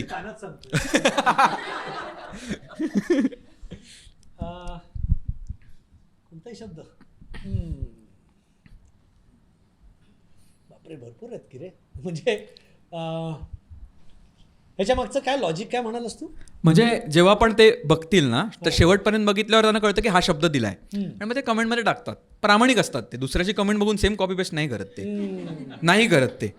तर म्हणून, आणि ते एक अशी आमची ती मजाच आहे, अशी जी 140 एपिसोड चालू आहे. एक शब्द का मी असं 4 शब्द चालले तर त्यातला कुठला एखाद ते टाकतील, म्हणजे काय आम्ही सोपं ठेवतो, म्हणजे टाकतील तरी, नाही तर आळस पासे पण असतात ना, मग ते अख्खे टाईप करायला. नाही तर मी ही दोस्ती तुटायची नाही हे सांगणार होतो. दोस्ती सांगू, दोस्ती हा शब्द तुम्ही कमेंटमध्ये टाका, म्हणजे आम्हाला कळेल तुम्ही शेवटपर्यंत बघितलेला आहे. आणि आज वेळात वेळ काढून तुम्ही दोघं इकडे आलेला आहात आणि या जबरदस्त गप्पा मारलेल्या आहेत. हे पहिल्यांदा जसं ब्रँडिंगवर छापून बिपून आपण, म्हणजे काय वेगळीच पातळी, कॅमेरामन प्राचीसह. It's camera person bro. Sorry. माझी मुलगी सिनेमॅटोग्राफर आहे, तिने मला शिकवलंय. तर वेळात वेळ काढून तुम्ही आज आमच्यावर मस्त गप्पा मारायला आलेला आहात आणि आम्हाला जबरदस्त मजा आलेली आहे. त्यामुळे खूप खूप धन्यवाद आणि भेटूया असं लवकरच भेटूया. नक्की लवकरच भेट. Thank you so much. थँक्यू. मज्जा आली तुम्हाला भेटून.